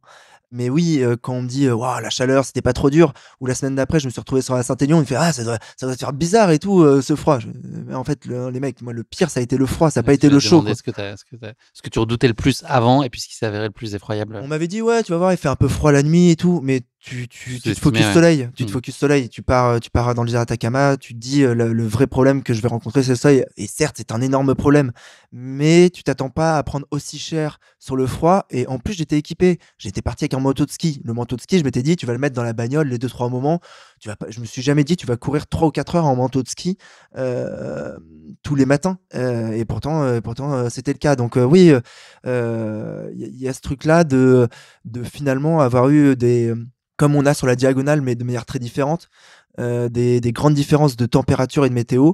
Là, après, le process était exactement le même chaque jour, c'est-à-dire que froid, pas bien, la nuit, hop, réveil atroce, hop, manteau de ski, 4 heures, l'oignon, chaleur, mal de crâne à partir de 13-14 heures, 14-19 heures, mal de crâne, et hop, on recommence après le cycle. Mais donc, le cycle est toujours le même au niveau de la température, mais le froid, je m'y faisais pas, hein. Même le dernier matin, c'était devenu atroce. Au final, ça me faisait accélérer ma routine du matin. C'était peut-être ça la petite différence, c'était que pour fuir cet inconfort, la seule manière, c'était justement de sortir de la voiture et d'avancer. Alex, on a, je pense, pas mal couvert le sujet. Ouais. Donc, question qui pique, puisqu'on a bouclé la thématique du froid sur Snowpiercer. Ils ont été obligés de chercher des studios immenses pour aller mettre en place ces faux wagons. Ils sont allés en République tchèque pour ça, qui est le plus grand studio de cinéma d'Europe. Quelle est la longueur de ce studio pour pouvoir caser des wagons comme ça là ? Il y a un bon 12 km au moins. Non. C'est plus petit, ouais. Je pense que c'est un peu décevant parce que comme sur le truc de Projet X, on a l'impression que c'est un truc énorme. C'est 100 mètres. C'est tout? Ils ont réussi à faire tout ça sur 100 mètres? Alors en fait, ils font un wagon. Tu vois, le wagon max, il fait 25 mètres. Ouais. Donc tu vois, ils sont pas tous en même temps, mais ils en ont fait 25 différents. Ce qui ferait à peu près au total 500 mètres, je crois, à peu près de wagons. Non, mais apparemment, tout est tourné là-bas maintenant. Ah ouais? Ouais, parce qu'en fait, ça coûte beaucoup moins cher. Voilà. Prochain TSP peut-être là-bas aussi, dans un Ouais, hangar. tu sais qu'on en a forcément beaucoup parlé avec Neil, c'est quels sont les autres endroits maintenant que tu as envie de faire, maintenant que tu as exporté ça des US vers le Chili, vers ailleurs.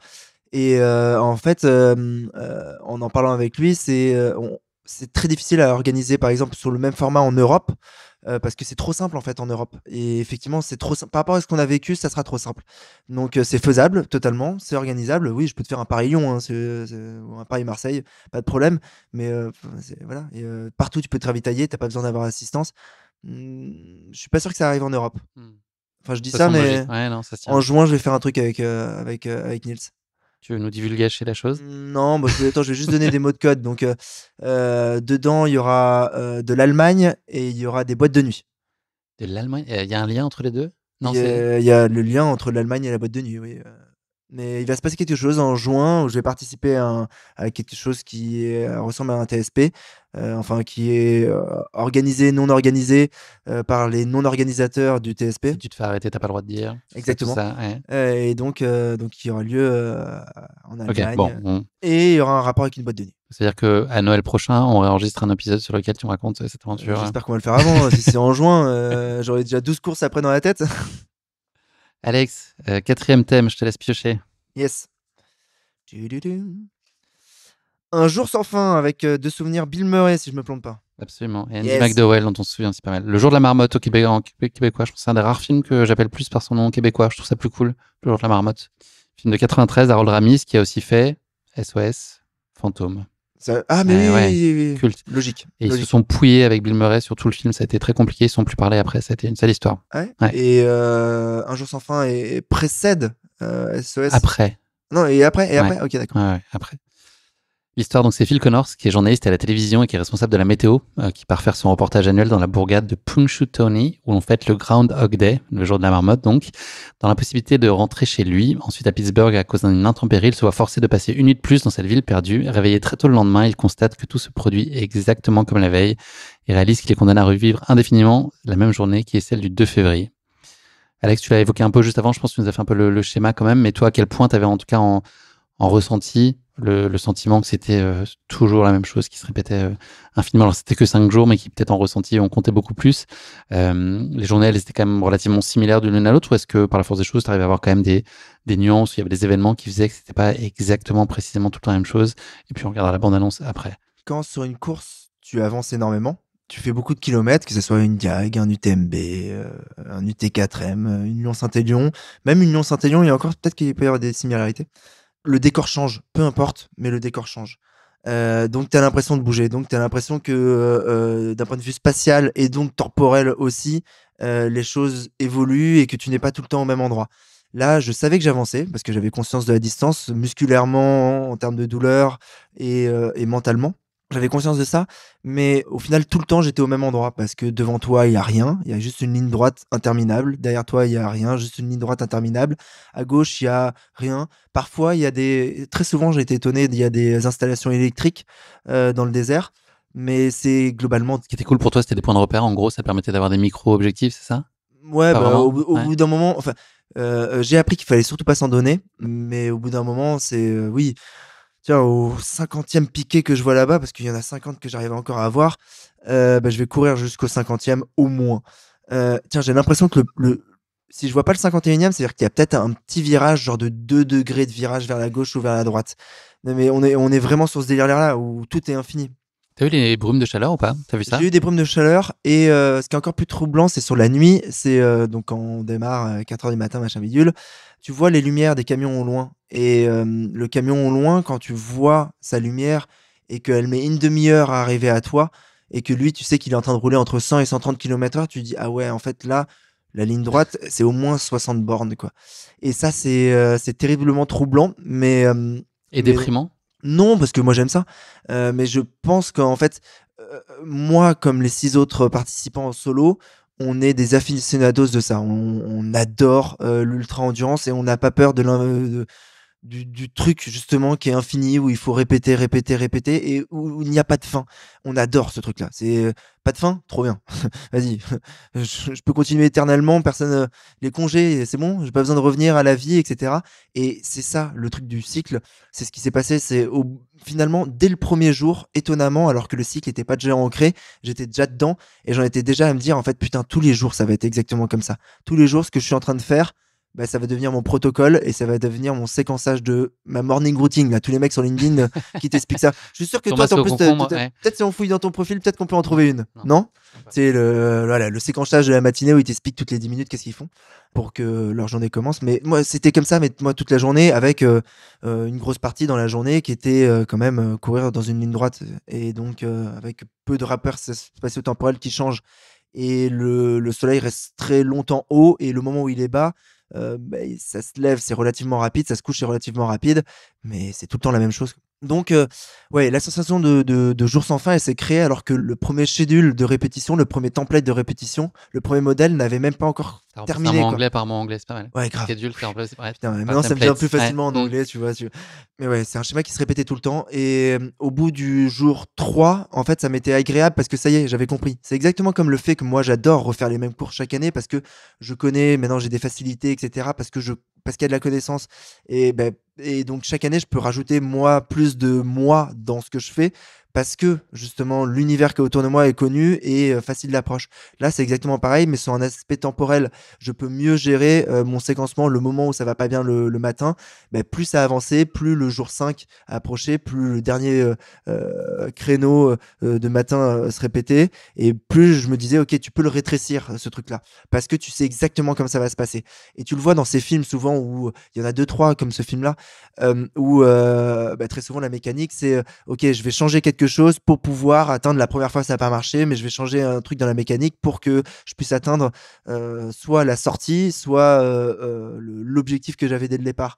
Et au final, moi j'avais un petit peu ce truc là, mais très étonnamment, à partir du jour 4 ou du jour 5, avec Charlotte, on s'est dit, c'est en train de passer très vite, on en profite à 2000% de ce qu'on vit, mais on est presque déjà au bout. Et moi, j'avais la sensation que jamais ça allait s'arrêter, mais que ça m'allait très bien. C'était ça ta vie finalement. Ta vie, c'est te réveiller tous les jours à 4h du mat, te sentir pas bien, avoir 4 sandwichs au Nutella préparés par Charlotte, mettre ton manteau de ski, ton pantalon, tes 2 paires de gants, partir marcher pendant 3 heures avant que le soleil se lève, te prendre 15 heures de soleil sur la tronche, essayer de gérer comme un mal comme un bien, avoir un gros trou d'air à un moment de la journée, refaire 3 ou 4 heures pour terminer à 18-19 heures, te recoucher, faire la mécanique de se laver, se remettre dans la bagnole, être pas bien et ça redémarre. Et finalement, ça m'allait, ce rythme de vie. Tu arrives à isoler des moments un peu d'émerveillement dans cette journée-là, ou est-ce que c'est l'ensemble, finalement, le principe et l'idée qui t'excite et qui te va bien, ou est-ce que dans tout ce que tu dis là, qui a l'air quand même assez compliqué à vivre, tu vois, qui te pousse en plein d'entranchements, est-ce qu'il y a des moments d'émerveillement où tu dis j'ai de la chance d'être là, de vivre ça, ou ce truc-là, c'est magique, ou c'est quand même beaucoup de souffrance et beaucoup de contraintes? Les souffrances mentales, elles étaient sur les 6 heures avant que ça démarre. Ça va être terrible, ça va être atroce et ça va pas être bien. Et une fois qu'on était dedans, sincèrement, en fait, il y a un truc qui s'est décapsulé, une canette de coca du bonheur qui a fait que c'était le petit ah. Et moi, ce ah. Tu devrais être bruiteur. Ouais, grave. Je suis en train de. Ouais. Ce ah, il a duré 5 jours. J'étais dans le fait de profiter pendant 15 jours. C'était atroce, machin bidule. Mais on en a profité et on n'a pas eu besoin de se dire justement profite. Là, c'est vraiment beau ce que tu vois, profites-en. On n'a même pas eu besoin tellement on était en fait en symbiose avec ce qu'on vivait. Et quand j'en ai parlé avec les autres concurrents, ils m'ont dit que eux ont vécu la même chose que moi. Donc, ce que je me dis, c'est que au final, c'est juste un conditionnement à être comme ça, cette course. C'est ce que je dis à chaque fois, c'est qu'en fait, il n'a pas créé une course, justement. Il a créé un espace d'expression pour les gens qui aiment l'ultra-endurance. Et c'est vraiment ça. En fait, tu as un espace d'expression temporelle qui est 7 jours. Tu en fais ce que tu en veux.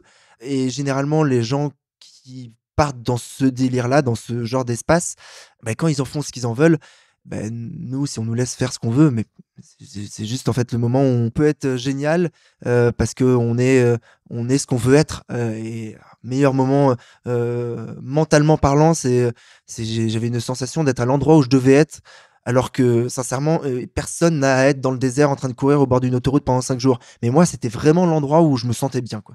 Alex, on se fait une petite bande-annonce? Yes, je suis chaud. Ça fasse pas une interview sans fin? Ouais, très bien, très bien. On la recommence en boucle. Il est prisonnier d'un jour sans fin. Bill Murray, quand même. J'adore Bill Murray. Ouais, Lost in Translation, c'est mon film préféré. Ned Ryan. Vous faites du déjà vu, Madame Lancaster? Je ne crois pas, non, mais je vais aller C'est un voir. film de Noël un peu, ça, aussi, non? Il pourrait. Complètement. Encore? Au début, c'était vraiment l'angoisse.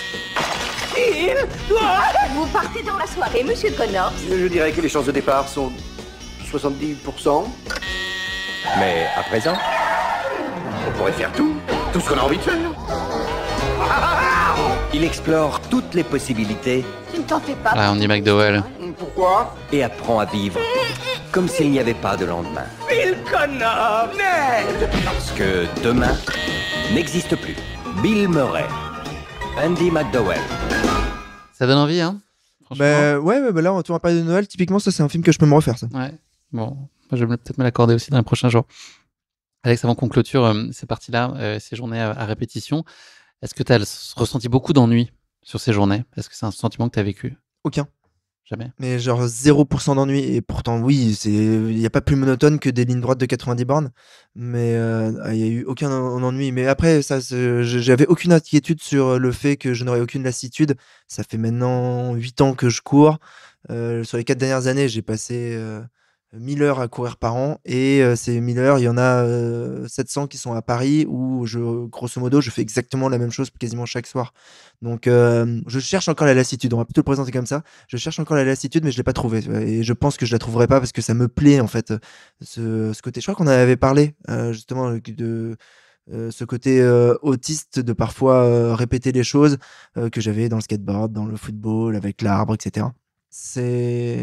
Non.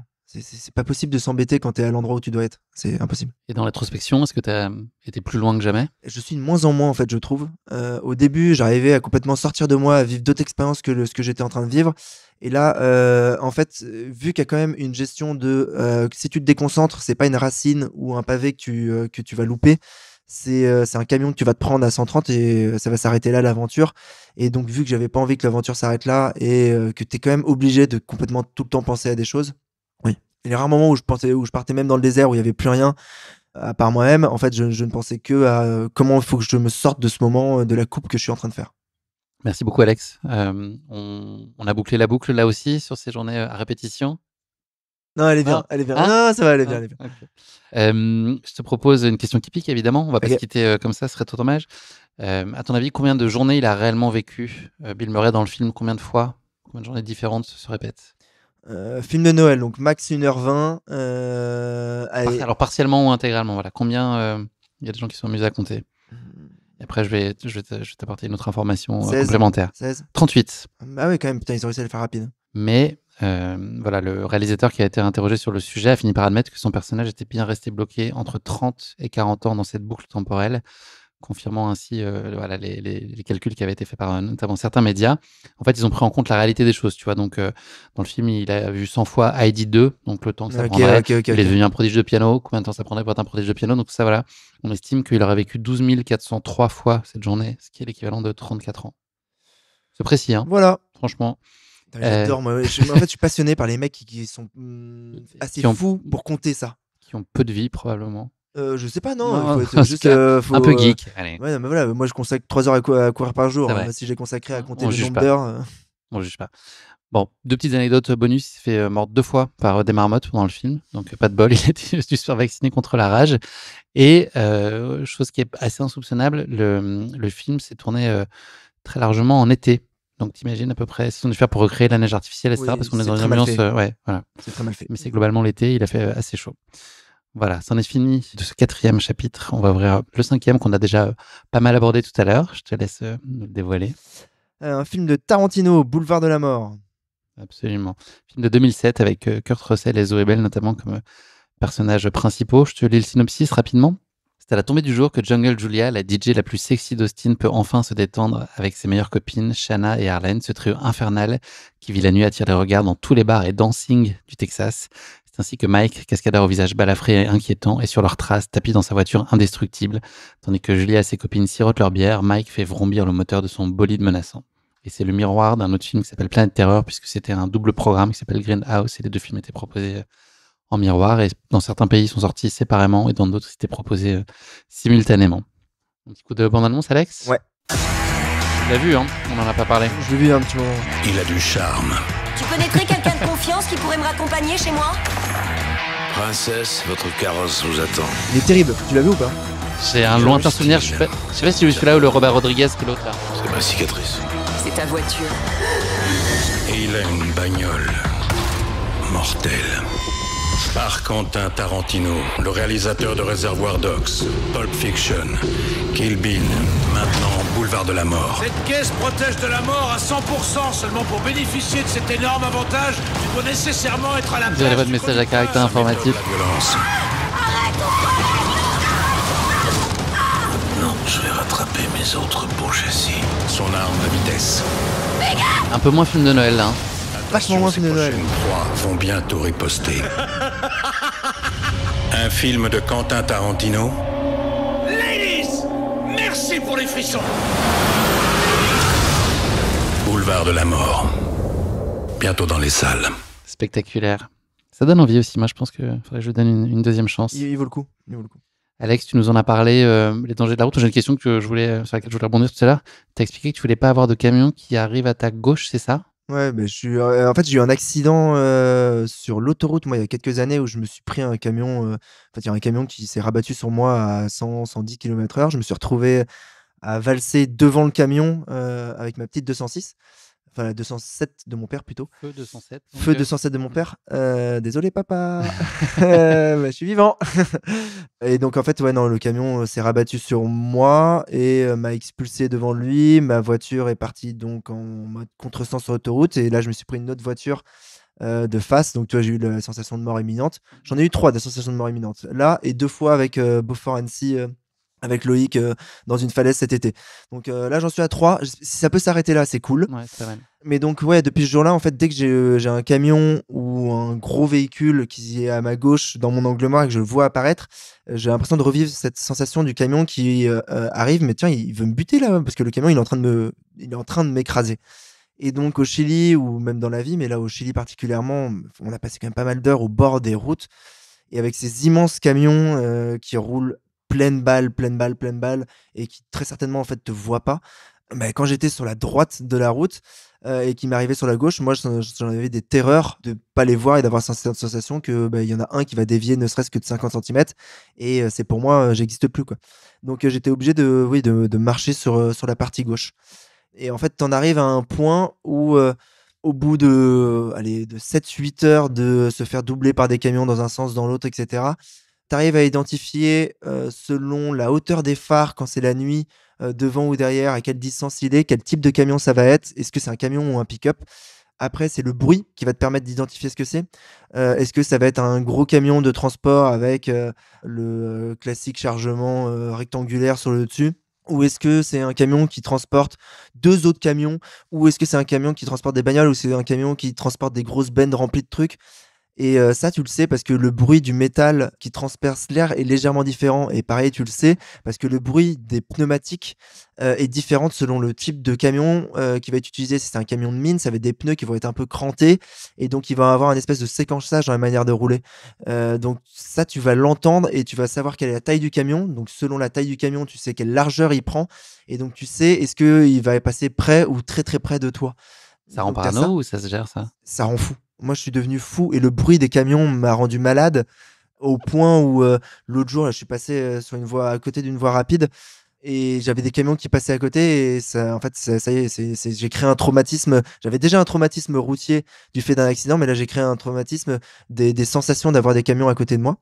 Quand on est au point, c'est de calculer, ok, donc là, je vois que le camion en face, il est à peu près à 10 minutes en termes de lumière. Quand je regarde derrière moi, il y en a un qui a l'air d'être aussi à 10 minutes en termes de lumière, mais vu que je vais à 6 km/h, entre 6 et 10 plus vite que lui, est-ce qu'ils vont se croiser? Parce que s'ils se croisent, les deux vont pas pouvoir se décaler par rapport à moi, donc il va falloir que j'anticipe ça. Enfin, t'en es à des points de complètement devenir ma boule de ça, quoi.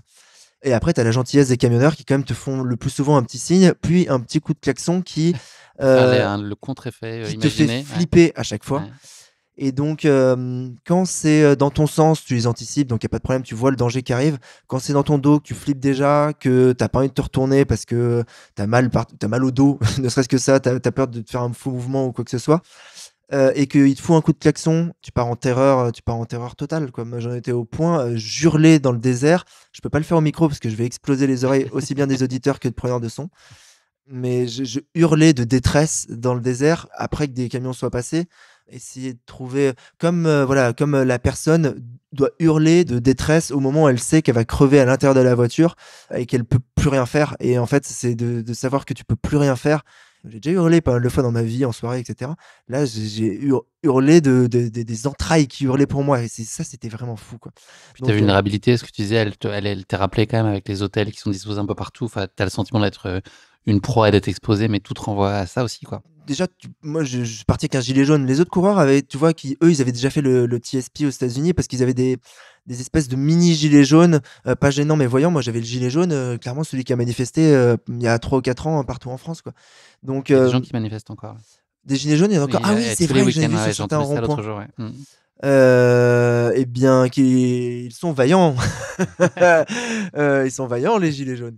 Ouais, non, mais en fait, voilà, j'avais ce gilet jaune et ça te met tout de suite dans l'ambiance de quand pour une course tu achètes un gilet jaune, tu te dis ok, c'est parce que en fait c'est ça qui va se passer.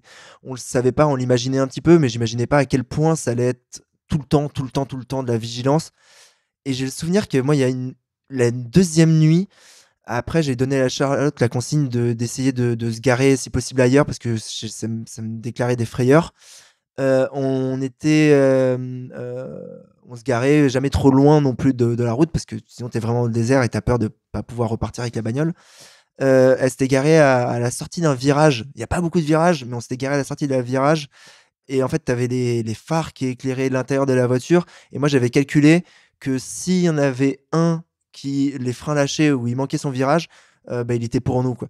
Donc j'en étais au point de imaginer ce genre de truc là. Donc en fait oui, les camions sont des objets de la mort quand tu es dans ce désert là et ils ont beau te faire des petits signes de la main et faire des petits klaxons sympathiques, je ne comprends pas comment c'est possible qu'il n'y ait pas eu d'accident sur les 7 coureurs, sur les crews qui sont à côté, ce que je disais tout à l'heure, c'est-à-dire que on a préféré que Charlotte puisse faire des vraies nuits pour qu'elle soit parfaitement consciente parce qu'elle devait essayer de vous arrêter sur la bande d'arrêt d'urgence et de redémarrer sur une autoroute pour rouler à pas 100 km/h parce que tu essaies de repérer quand même la petite personne qui est au milieu du désert pour essayer de savoir à quel moment tu vas la ravitailler tout en évitant les camions qui arrivent à 100 ou 200 km/h. Et moi, elle m'a fait pareil des frayeurs où j'entendais des énormes coups de klaxon de camions qui étaient parce que les camions étaient en train de doubler Charlotte et se retrouver en face à face avec d'autres camions et tu te dis ok, en fait, c'est vraiment dangereux et je sais pas, j'ai pas réfléchi à une solution, mais ça, je pense que si un jour je reparticipe à ce TSP Atacama, il faut que je trouve une solution pour éviter ça. Parce que c'est pas aussi désagréable que le froid, mais c'est trop prenant et c'est trop traumatisant. Moi, le froid, là maintenant, c'est bon, je l'ai oublié, c'est pas grave. Le petit duvet trempé, ça me fait rire. Les camions, je les ai pas oubliés, quoi. Donc à voir la prochaine fois s'il n'y a pas une autre solution pour les éviter, quoi. Merci Alex. On passe à la question qui pique. Yes. Alors. Je pense que tu peux avoir la réponse. Tarantino, il a dit qu'il ferait un nombre limité de films dans sa carrière. 8. Il est à 9 déjà là. Ouais. Ah merde. Il est à 9.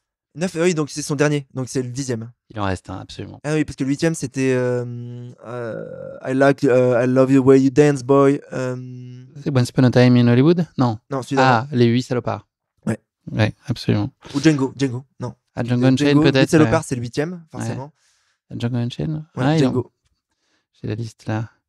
C'était le 7, Django Unchained, c'était avant, ouais. Avant, c'était Inglourious Basterds. Et je crois qu'il a pas compté Groom, un court-métrage qu'il a fait. Ouais, et Kill Bill, il les compte qu'un. 1 pour 2. Ça triche. Ouais, le 10e, il va le faire 10 fois, quoi. Et le 10e, donc, il est censé avoir démarré le tournage là, à l'automne 2023. Il n'y a pas de date connue pour l'instant. Et il pourrait se concentrer sur un critique de cinéma qui travaillait dans un magazine porno à la fin des années 70. Et je vais quand même citer ce qu'a dit Tarantino parce que je serais pas étonné que tu puisses dire un truc du genre.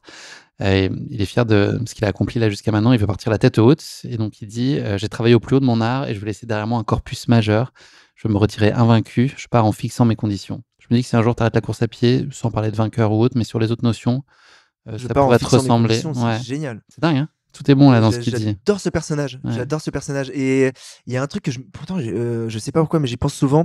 C'est, je crois que l'année où il présente Pulp Fiction, je crois que il est aux Oscars et il tape pas l'Oscar. Il prend la Palme d'Or, mais il tape pas l'Oscar. Je veux pas dire des conneries, mais c'est parce que en face, il y a Raging Bull de Scorsese, si je me plante pas, non? C'est pas Scorsese? C'est 15 ans après. Il dit juste putain, sous-entendu, genre, je pourrais être le meilleur, mais il y a des mecs qui font des trucs encore mieux que moi et bordel, j'admire ce génie ailleurs et qui ne gâche pas mon génie, mais qui doit faire que je dois me dépasser. Indice de proximité, je te l'ai pas demandé sur les 2 derniers là, entre ce film et la réalité de ce que tu as vécu, Boulevard de la Mort. Boulevard de la Mort. Il est bien aussi là quand même, non? Ouais, après, il y avait quand même vachement plus d'animation dans le film que dans ma réalité. On est sur un 6. C'est une bonne note pour moi. Moi, je suis très exigeant, moi. Un jour sans fin, là, on va rembobiner. Combien sur 10? Un jour sans fin pour la mécanique, 7. Ok. Et le précédent, c'était Transpersonnage. Transpersonnage, on est sur du 2 parce que l'importance de la lutte sociale dans le film est, dans mon souvenir, super importante. Ouais, c'est vrai. Là où moi, il n'y avait vraiment rien du tout dans mon film qui avait un quelque sens social ou quoi que ce soit. C'était vraiment, on était nous dans le désert, on n'avait rien à foutre là. Et il y avait des gens qui vivaient dans le désert. Pour eux, c'est pas l'endroit fait pour courir pour eux. C'était plutôt, je pense que c'était plutôt une insulte à leur façon de vivre cet endroit que de faire ce qu'on a fait. La provoque presque. Oui, je pense que c'était d'une certaine manière la provoquer. Tu le sentais dans le regard des gens qu'il y en avait qui avaient l'air de dire vous êtes fous, mais pas au sens vous êtes fous, c'est génial, mais au sens vous êtes fous. C'est pas l'endroit pour faire ça. Entracte, Empanadas. Empanadas, si. Il est tard. Je regarde ta montre depuis tout à l'heure, j'ai l'impression qu'il est 22h25, mais en fait, c'est parce que tu as couru 2h25. On est dans un jour sans fin, pareil, l'heure n'avance pas, mais non, c'est juste, ça fait 2h25 que tu cours. J'avais pas vu qu'il n'y avait pas de premier chiffre avant le 2. Alex, je te propose de faire un petit entracte. On a couvert 5 des 10 thèmes. C'est aussi la clôture de cette première partie de notre épisode consacré à ce TSP. Rendez-vous très bientôt pour la deuxième partie et les 5 autres thèmes qu'on va évoquer. En attendant, c'est la petite pause de Empanadas. Très très chaud. Allons manger. On fait chauffer le four. Merci Alex.